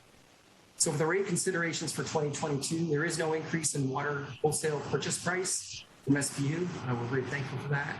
We do have an increase in consumer, our CPI, Consumer Price Index, that does impact our operation costs. And the main driver for this rate increase is the decreasing fund balance. When we came to council with the 2021, first real quick, am I a little more clear now, or am I still staticky? A little better, still a little staticky. I'm speaking right at the microphone, and I apologize for that. For the 21-22 budget, we identified that we had a decreasing fund balance. We were actually going into the negative range by 2023, based on deferring some projects and the Public Works Trust Fund loan that we were awarded just recently. We don't see that impact until about 2024. This 6% increase helps offset the magnitude of that impact. And once again, it's we can react to those type of situations when we go into a negative fund balance by deferring projects, but we would like to make sure that we secure enough revenue to make sure that we can continue to do our work. Just a comparison with other jurisdictions in the area, the city of Bothell water rates are relatively low. Of the 25 cities served by SPU water, we're the 5th lowest. So you'll see by this graphic, both the 2021 and the proposed 2022 rates are relatively low. You'll also see in this graphic that the range of increases by other cities, it varies quite a bit, from about 1% to about 7%. So we're in the bracket of projected rate increases. Sewer utility. We must convey our wastewater efficiently and safely to the King County wastewater treatment plants. And that's day-to-day operation of 4 lift stations and a lot of pipe. One of the major concerns we have right now is the wholesale treatment cost increases by King County. The plan has been adopted by the county, and the cumulative impact from 2022 to 2029 is about 48%. And that is something that will be borne by the water utility or the sewer utility and by ratepayers. And we want to do this. We want to make sure that when those increases are occurring, that we don't see large jumps in our rates and implement them over time. So once again, the rate considerations, there is a 2022 sewer treatment plant increase of 4%. We've got the ongoing treatment increases to 2030 we'd like to get ahead of. The consumer price index increase of 6.3%. And once again, we have a situation based on our forecast that by 2028, we'll be working in the red or a negative beginning fund balance, and we'd like to offset that as much as possible. And the recommended rate increase of 6% assist in executing there. Sewer utility comparisons to other cities. Cities charge for sewer in a variety of fashions. You can see North Shore at the bottom. It's actually a fixed rate up to 15,000 gallons per month. Sorry, 15,000 cubic feet per month. The rest are with a variety of rate structures. You'll see Bothell appears, we're at the kind of at the top of the spectrum here, but we're similar to other cities as Bothell, Bellevue, Kirkland, and Woodville. Seattle is one of the outliers with some very high fees. The storm and surface water utility, we have quite a bit of work to do each year to comply with the National Pollution Discharge Elimination System. That's planning, that's doing the operation and maintenance, and that's the reporting. And that's day-to-day operation of quite a bit of pipe, 8,000 catch basins, and almost 400 water quality and flow control facilities. And this is important. These are mandated requirements to make sure that those facilities are cleaned and inspected and functioning as designed. So the rate considerations for 2022 are the consumer price index increase of 6.3%, and once again, a decreasing fund balance. We show us going into the red to a negative fund balance between 2025 and 2028. The 6% rate increase helps reduce the magnitude of that negative fund balance. Stormwater fees, comparisons to other cities. We once again are near the bottom of the pile. You can see here, typically cities are charging between $200 and $300, and then there's some outliers such as Sammamish and Seattle, which charge much more. Once again, there's not a lot of information on the 2022 rate proposals from those cities, but you can see that Sammamish is at 2% and Seattle is at 8.6%, so our percent increase is somewhat similar. So I'm going to hand this over to Tage, please. Thank you, Boyd. So in addition to looking at some of the customer data changes over the past couple of years and helping out with some of the rate work, we also looked at updating the capital facility charges for each of the city's utilities. And so just a refresher on what we're trying to do here, these facility charges help recover a proportionate share of the cost of capacity needed to serve growth. So it creates somewhat of a financial equivalence between existing customers and new customers. And then as development occurs, as customers connect to the system, that does provide growth and revenue for each of the utilities, which over time can help reduce the burden on your bi-monthly rates. And so who pays? Development, and in addition to that, in some cases, redevelopment. And that's a way for growth to help pay for growth. And so these are not to be confused with ongoing rates that you might pay for your utility bills every couple of months. These are just one-time upfront charges. Next slide, please. So the basic approach is we look at your existing system costs assets already placed into service. And we also add to that in the numerator future capital projects identified in your capital facilities plan. So you take your existing plus future asset costs, and then you divide that by existing plus future customers. Or in other words, we're trying to estimate system capacity for each of your utilities. This is a pretty stable method and helps mitigate some of the ups and downs. There are a couple of ways that these can be calculated, and this is a very common approach, defensible approach, and one that we use in a lot of cities throughout the region. And as Boyd mentioned earlier, we'll be providing a little bit more background information and a full report later in November, but wanted to provide what we're seeing here for a preview during tonight's presentation. So currently, for the water, sewer, and citywide stormwater charges, you can see there in that first column, for water, $4,961 for a single family connection. The calculated update increases that by about $450 up to $5,414. For the sewer utility, currently a single family connection would pay $3,130. That's increasing by about $1,300 up to $4,435.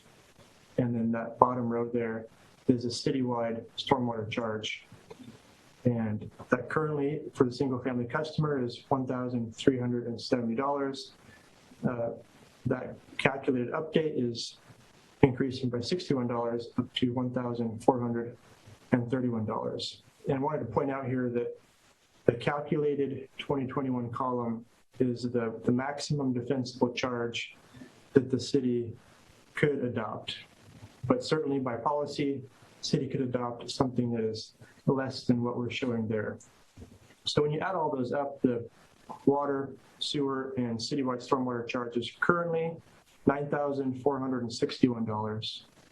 The calculated 2021 column adds up to $11,280 for about an $1,800 increase overall. Thank you, Tage. And I just wanted to add that once again, we're not requesting council consideration of these values at this time. This is just to instruct council that staff are looking at both rate and sewer-based increases and development-based increases to make sure that we have adequate funding. So as each year when we complete our rate evaluations, and if we adopt new rates, we must codify those within the municipal code. We take this as an opportunity to also do some house cleaning updates to code sections within Title 18 for utilities.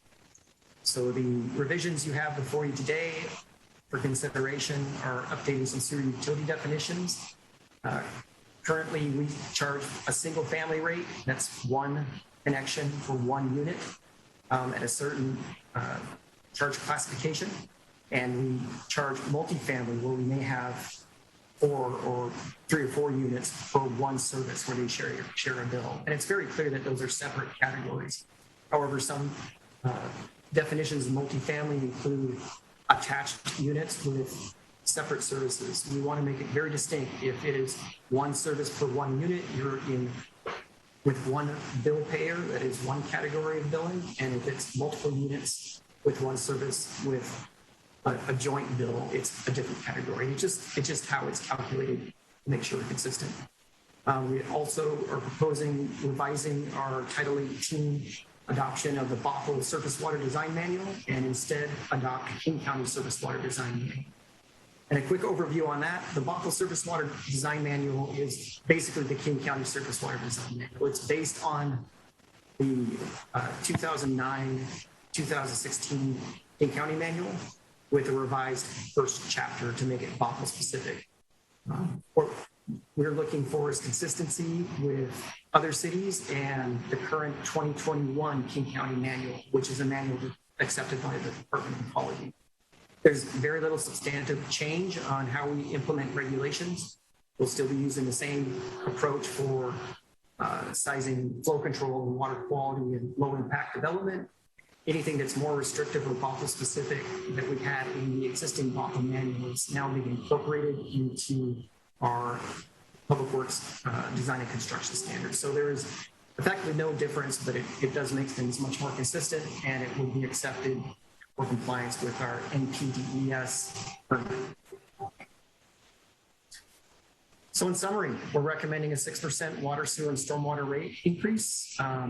This is a challenging discussion.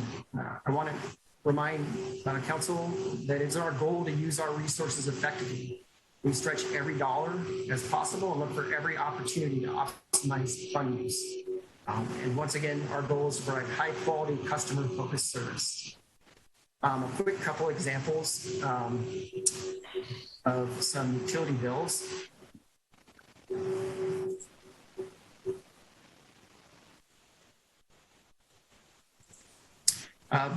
Utility bills. There you go. So this is a typical single family customer utility charge.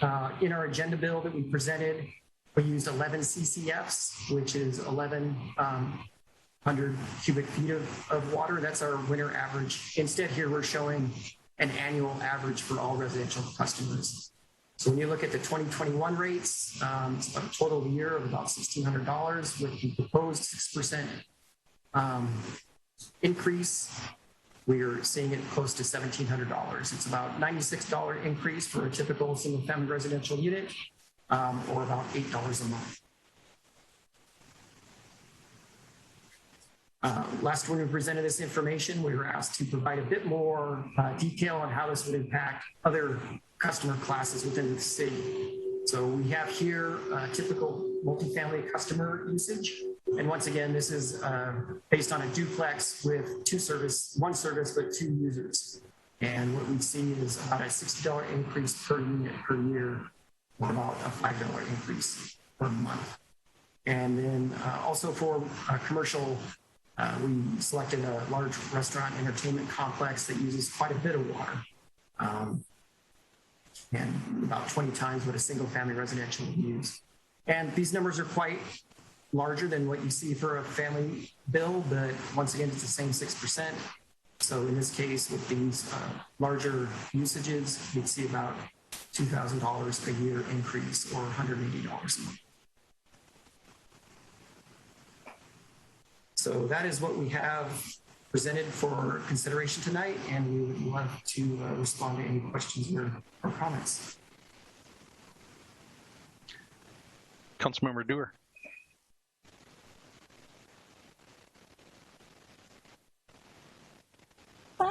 Can you hear me? Yep. The mute button was hiding. Thank you, Boyd, for the presentation.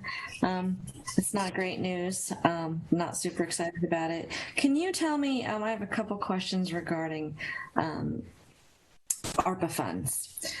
Is it possible that there are projects, because it sounds like from your presentation that we can anticipate some future increases in addition to these that are of similar percentage change.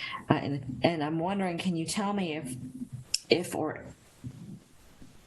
we are looking at potential projects that would make our systems more efficient, so that we're saving money so that we can pass that savings on our ratepayers in future years? Yes, thank you for the excellent question.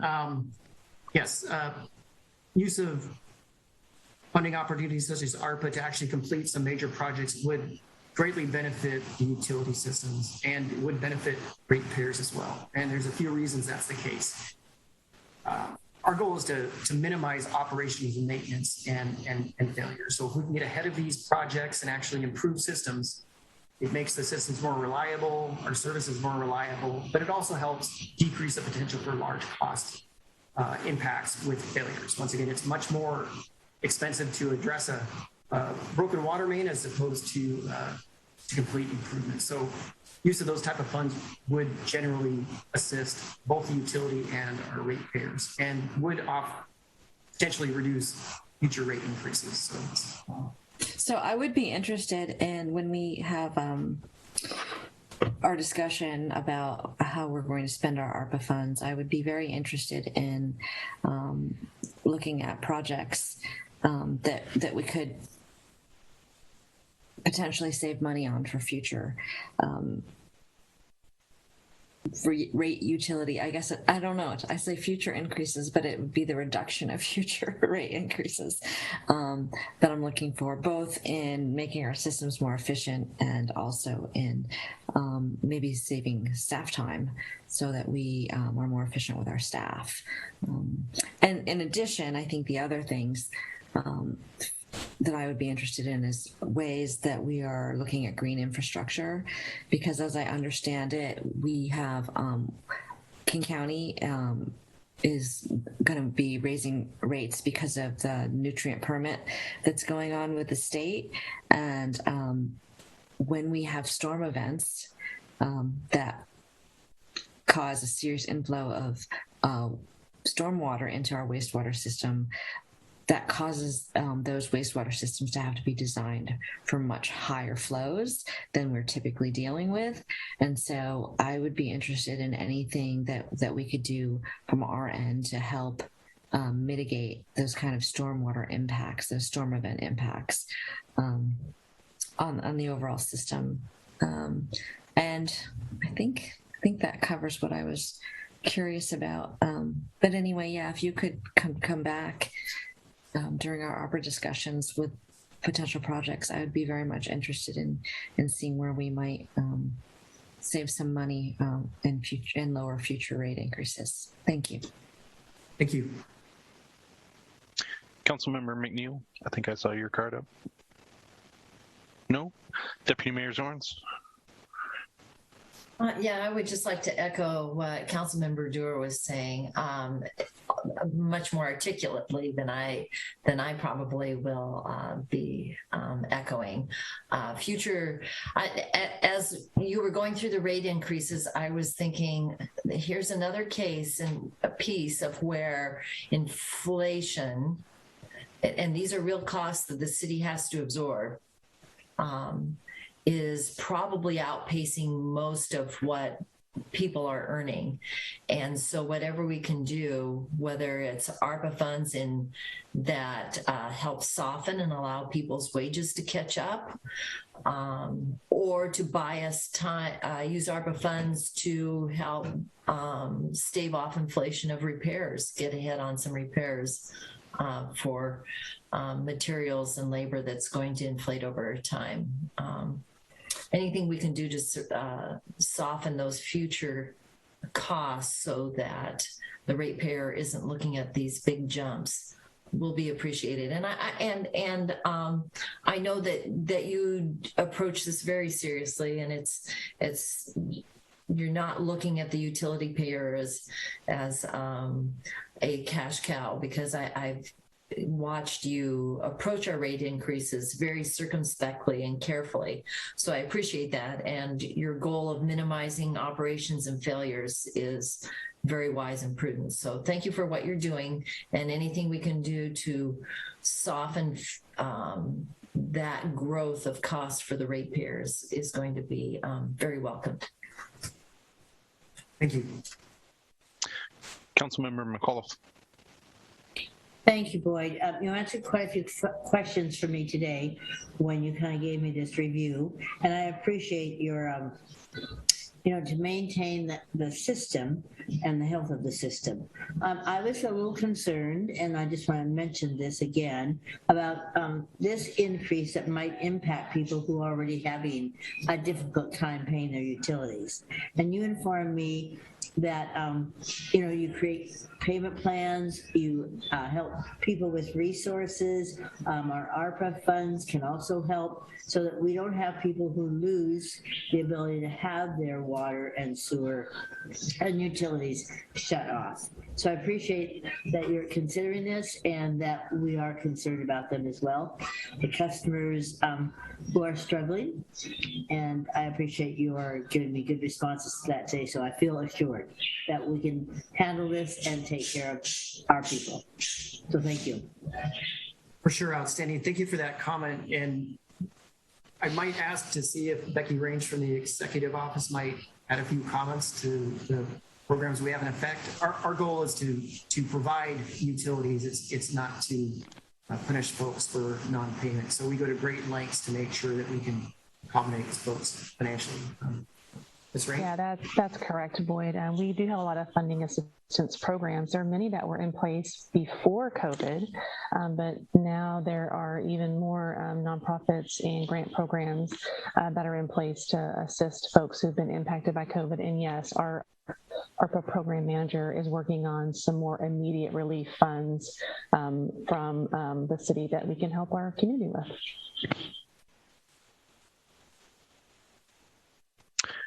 Councilmember McNeil, apologize. I thought I saw some blur, some moving in the background with your virtual background earlier, but I definitely saw the yellow card this time.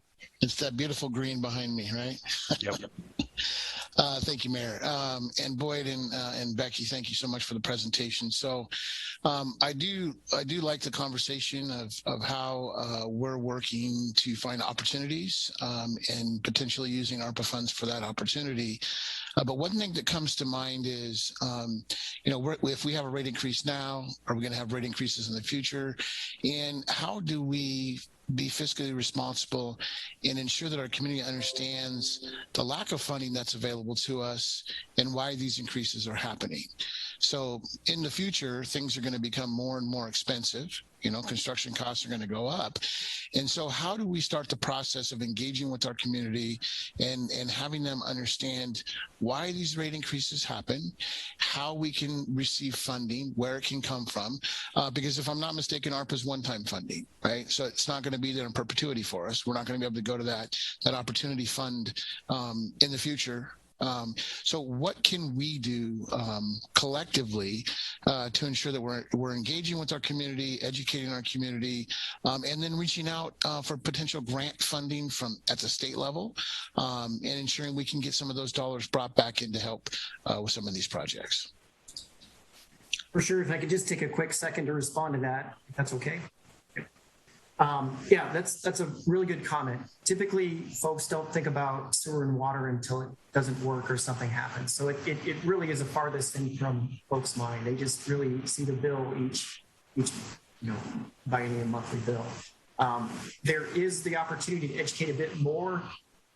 We had planned a full rate evaluation right when COVID clamped down. We had the scope ready to go, but we have postponed that just because of variability in revenue associated with the change in use. So there is discussion within management to resurrect that and to look at these holistically. We do a really good job with the capital facilities plans. We do a really good job with budgets, but an actual in-depth rate study is quite a bit of effort. And part of that effort is to educate folks, like I said, to make sure people understand if we don't do these projects in a timely fashion, we'll be paying more in the future, either with respect to decreased service or increased cost. So thank you so much for your comment.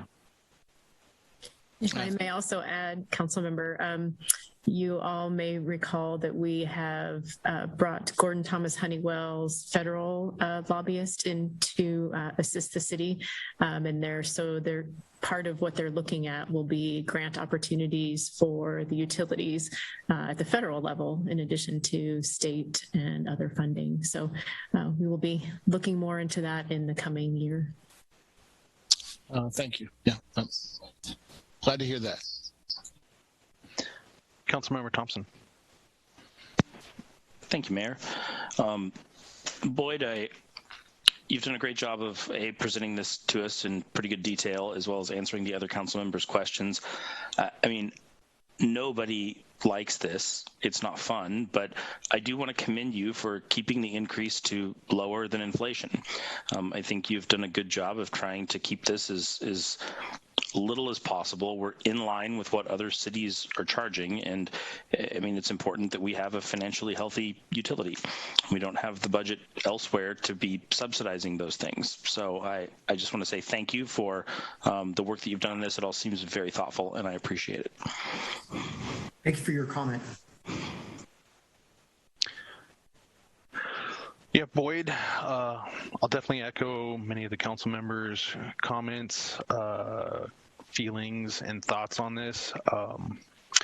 So I believe you said during the presentation that many of the costs are, or a portion of the rate is the costs that are passed along to us, whether it's SPU or King County treatment, and then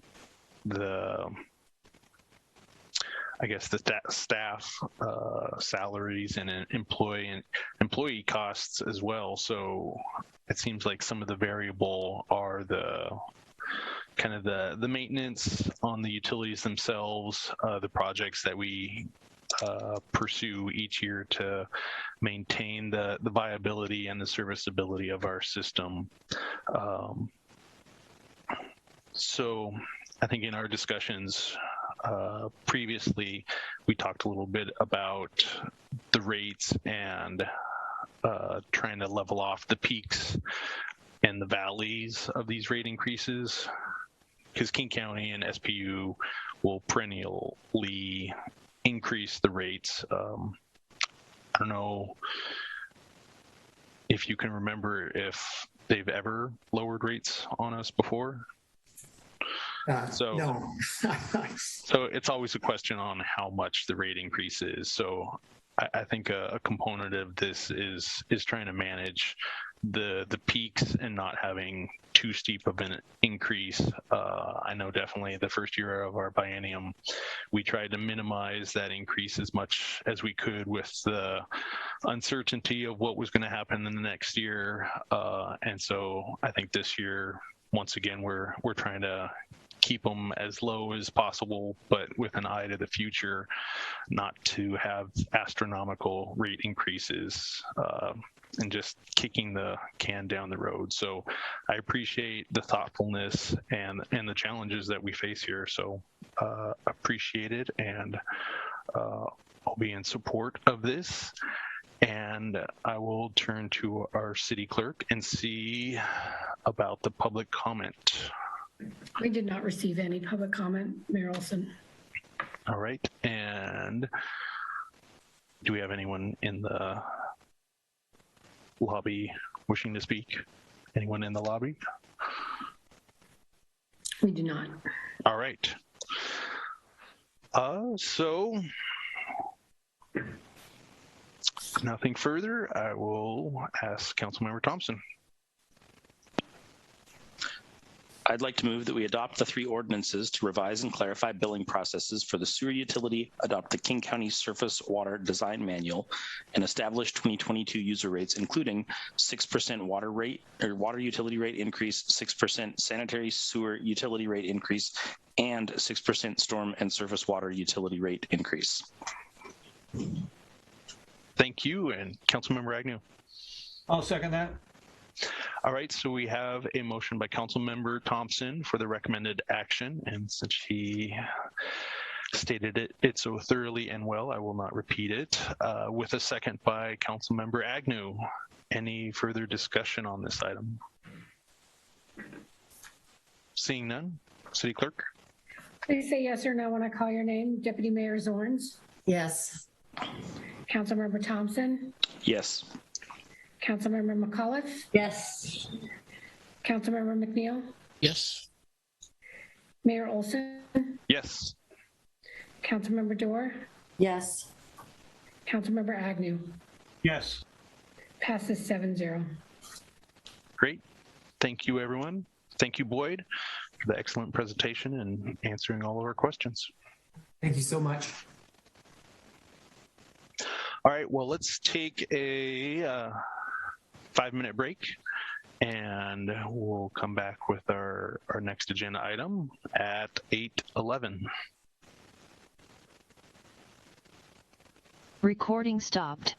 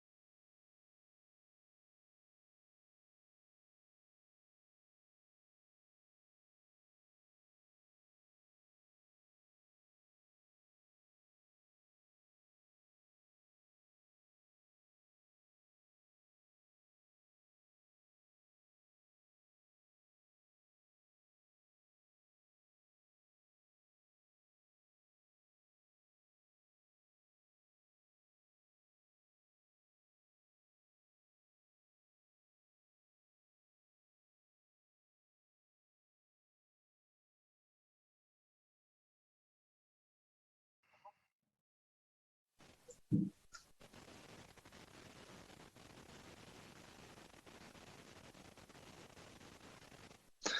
right, welcome back. On to our next item. We have AB 21-162. Recording in progress. Sorry. A consideration of proposal to amend the ILA with the University of Washington Bothell, UWB, for police services dedicated to the campus. So we have with us Captain Mike Johnson on this item, so I'll turn it over to you. Thank you, Mr. Mayor.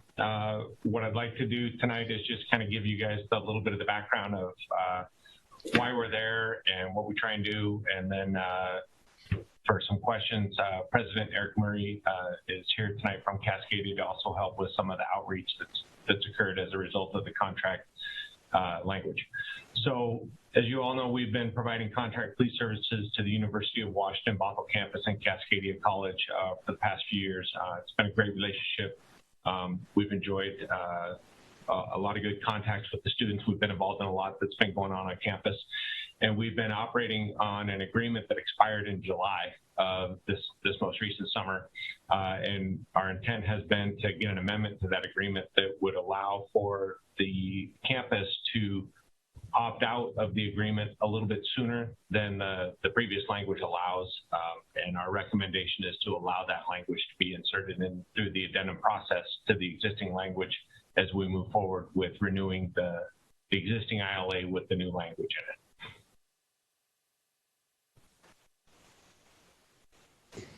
So I don't know if there's a question. The language will allow, real quick, so the language that allows for the early opt-out is a concession being put in to allow for the committee that's researching and planning and hopefully implementing some new campus safety protocols and sort of reimagining what that looks like into the future.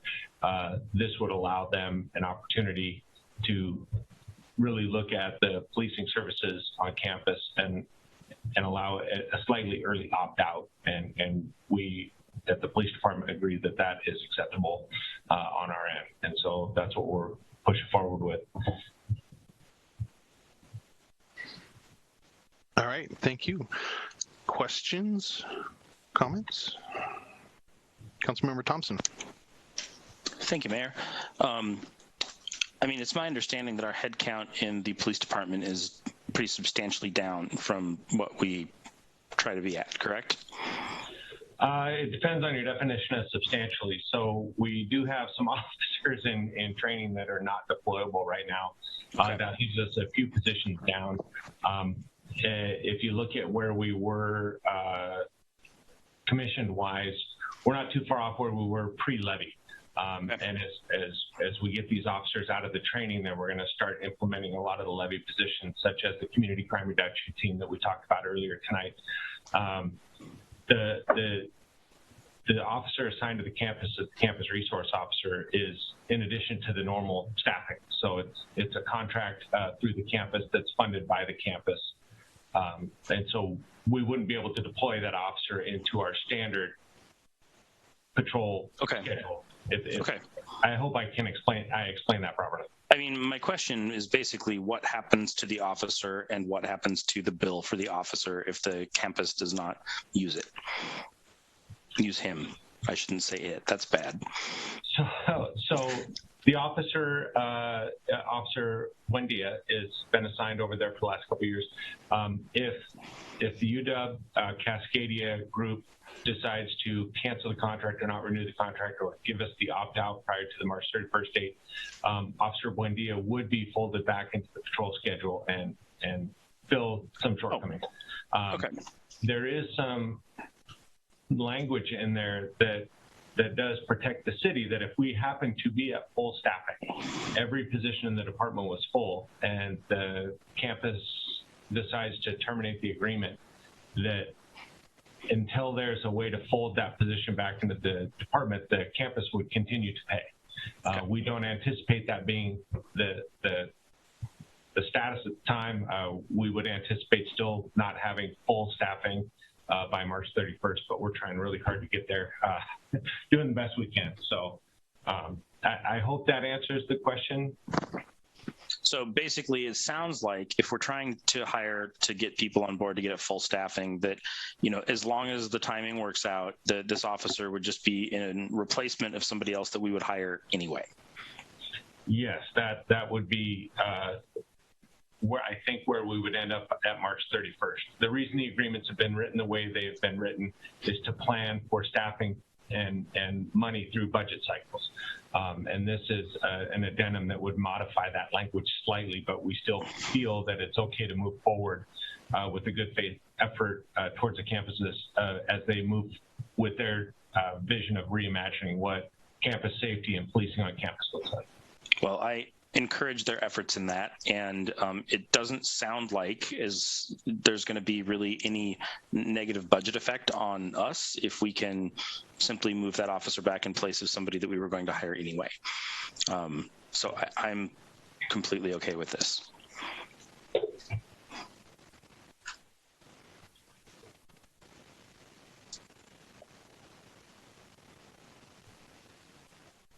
Councilmember Geer. I move the recommended action. Councilmember Agnew. I'll second that. All right. We have a motion by Councilmember Geer to authorize the interim city manager to execute the amended agreement with the University of Washington Bothell for continued services of the storefront officer, with the second by Councilmember Agnew. Any discussion on the item? Seeing none. City Clerk. Please say yes or no when I call your name. Deputy Mayor Zorns. Yes. Councilmember Thompson. Yes. Councilmember McAuliffe. Yes. Councilmember McNeil. Yes. Mayor Olsen. Yes. Councilmember Geer. Yes. Councilmember Agnew. Yes. Passes 7-0. Thank you, everyone. President Murray, thank you for coming and attending just in case. Always pleasure to chat with you. Great to see you. All right. That takes us on to our council conversation. Councilmember McAuliffe, were you wanting to kick off with an item, a topic? Yes, thank you.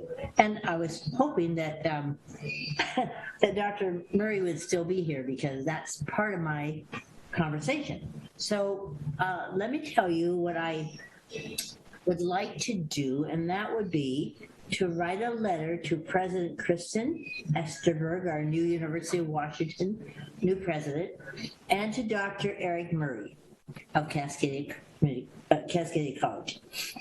And I'm requesting that the university and the colleges provide programs and speakers on diversity, diversion, equity, and inclusion for our community to come to the campuses and hear people speak and educate us on how on where we can go and how we can become more informed.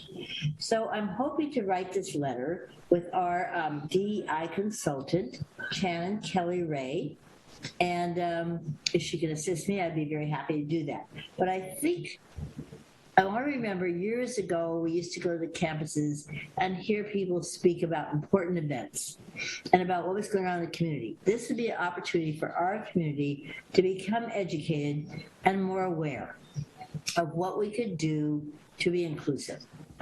So that's the letter I'm going to write. And if any of you want to join me, I hope you will. Councilmember Geer. I totally support the idea. I think it would be fabulous.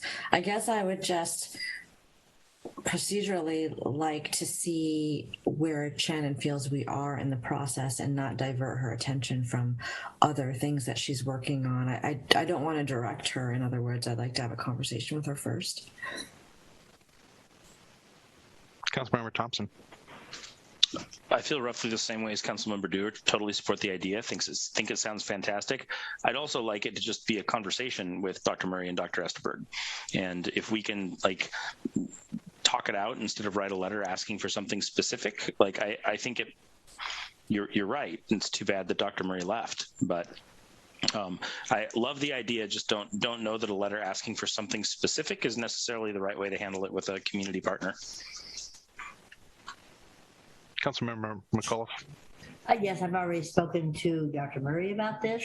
As he said, then if you want to do this, then please make the request. Well, that kind of changes things for me. If I had done that, I would have had a different response. I mean, if they're excited to do it, I think that's fabulous. And that is what he requested when I asked him about this. Years and years ago, I want to tell you, I used to go to lots of speakers and forums to be educated about different issues and concerns. And so I'd like to bring that back to our community. And I think I will, you know what, though, now that you've mentioned that, I'll circle back to Cascadia, trajectory, and just rethink that idea of presenting a letter. So thank you for bringing that up. Councilmember McNeil. Thank you. And Councilmember McAuliffe, I think it's an amazing idea. Actually, University of Washington, Bothell and Cascadia College hosted an event when I was first elected on council, and I was able to attend that event. And they had a lot of local leaders and members of our region come and speak on just this topic. And so I think it would be an amazing opportunity for members of our community to come and speak on how they feel and how the community looks to them through their lens. So I'm excited. I think it's an amazing opportunity, and I look forward to hearing more about it.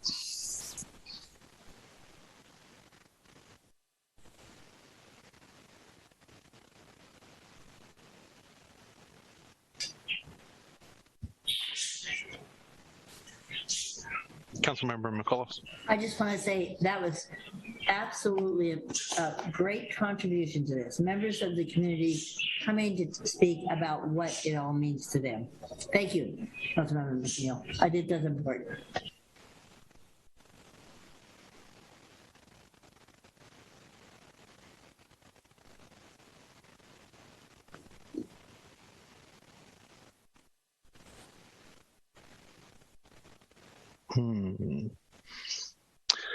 Councilmember Agnew.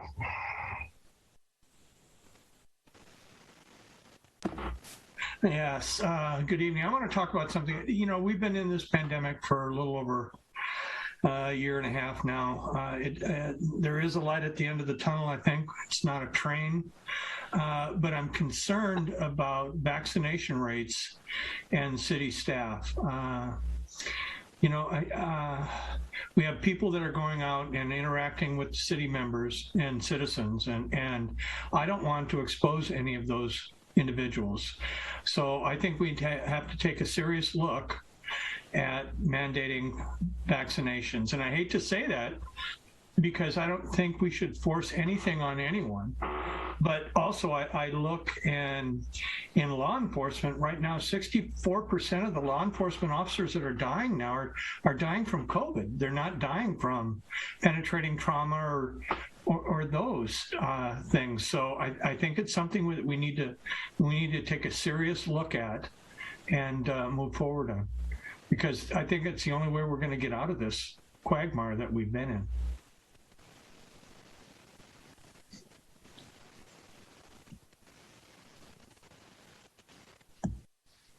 Yeah, I agree, and I think we will be having some discussions upcoming in council meetings in November, I believe. So yeah, it's definitely.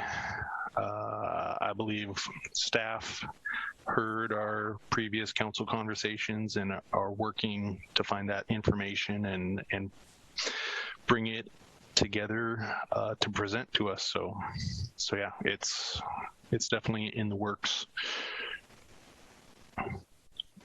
Deputy Mayor Zorns. Do we have, I know a number of city councils around us resumed meeting back in person. Does anyone have a good feel as to whether or not they're still doing that with the Delta variant back out? Just saying, because I've heard pressure of, why isn't your council meeting back in person?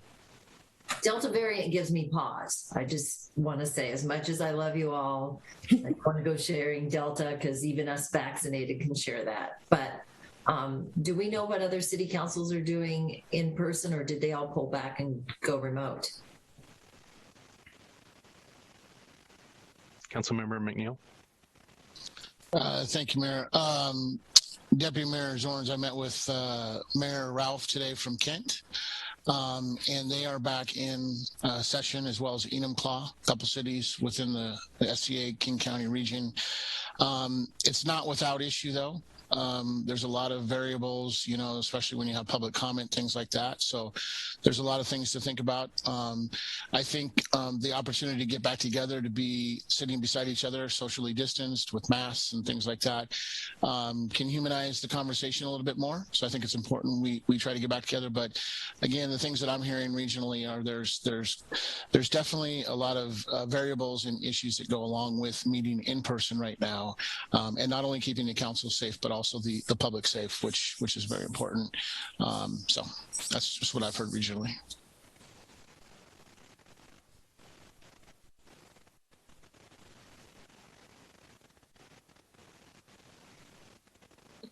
All right, I'm gonna try and share something real quick. Oh, yep, there it is. I don't know if everyone can see that, but this was Gladys, and I was invited to the Coger Medical Center, memory care over just between the post office and the fire station over here on 185th this past Sunday. And you can see on the little whiteboard, her family uses that to communicate better with her, little hard of hearing.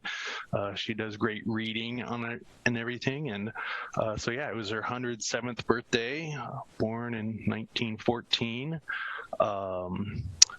Yeah, we had some chocolate cake that really, I think once she had that, she got in a lot better mood and got pretty talkative and a little sassy there as well. But yeah, she had her family there and it was fun. And one of the last activities that they were doing was this little balloon volleyball. And man, her reflexes, very surprising. But yeah, and yeah, gets around on her own. So yeah, just wanted to share that with one of our Bothell residents, and yeah, must be up there for one of the oldest Bothell residents. I'm not sure. I was trying to poke around and find out, but I bet she'd give anyone a run for their money at 107. Wow, that's awesome.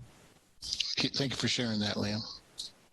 Yeah, it was a fun experience to be able to share it with her and her family. So she's your hero? What's that? So she's your hero? Kind of, sorta. Anybody who can look that good at 107 is a hero. Yep. And I was thinking, and when doesn't chocolate cake make life better? So happy birthday, Gladys. Yeah, happy birthday. Happy birthday, Gladys. Happy birthday. All right, so I did have something, Liam. Yep. From 107 to kindergarten. I had the pleasure of coaching 3 teams this weekend. And I just wanted to share the excitement and joy that you see out there with kids getting back out and being active again out on the sports field. So I got to coach a K2 team That's kindergarten through second grade, the 3-4 team, third, fourth graders, and then seventh and eighth graders. All these kids just being out on the field, being active, being able to play a sport. Doesn't matter what sport it is, baseball, basketball, whatever, football.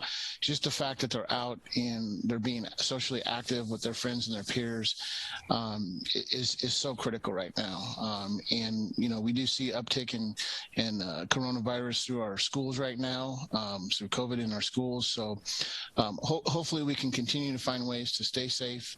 As Councilmember Agnew brought up, making sure that people are vaccinated properly. Hopefully we'll get word soon that we can get our younger folks vaccinated, but it's just so critically important that we continue to remember the mental and social health and well-being of our young members of our community, and keep them out and keep them active. So thank you for allowing me to share it, but it was fun and exciting to see all their faces and smiling and running around. And in kindergartens, if you don't know, it's like herding cattle.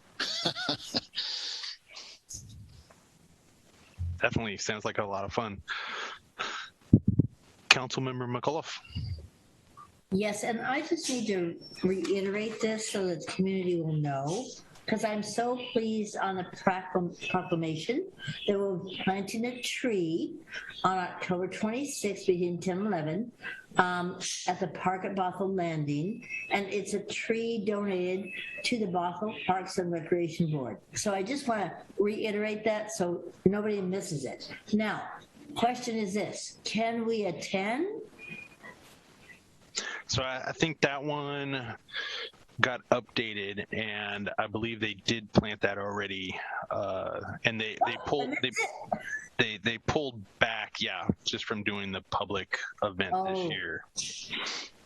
So yeah, just because they were concerned about so many people wanting to be part of it, and well, it's already planted, so maybe people can go and visit it. Definitely, they can go do that. Go see Bothell's new sequoia.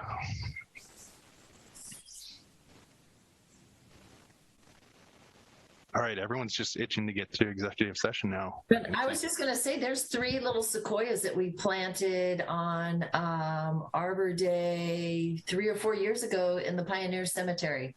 They're about 4.5 feet tall now, but they're working hard. To live long enough to see them tall and huge, but yeah. So I have a sequoia in my front yard that is over 100 years old.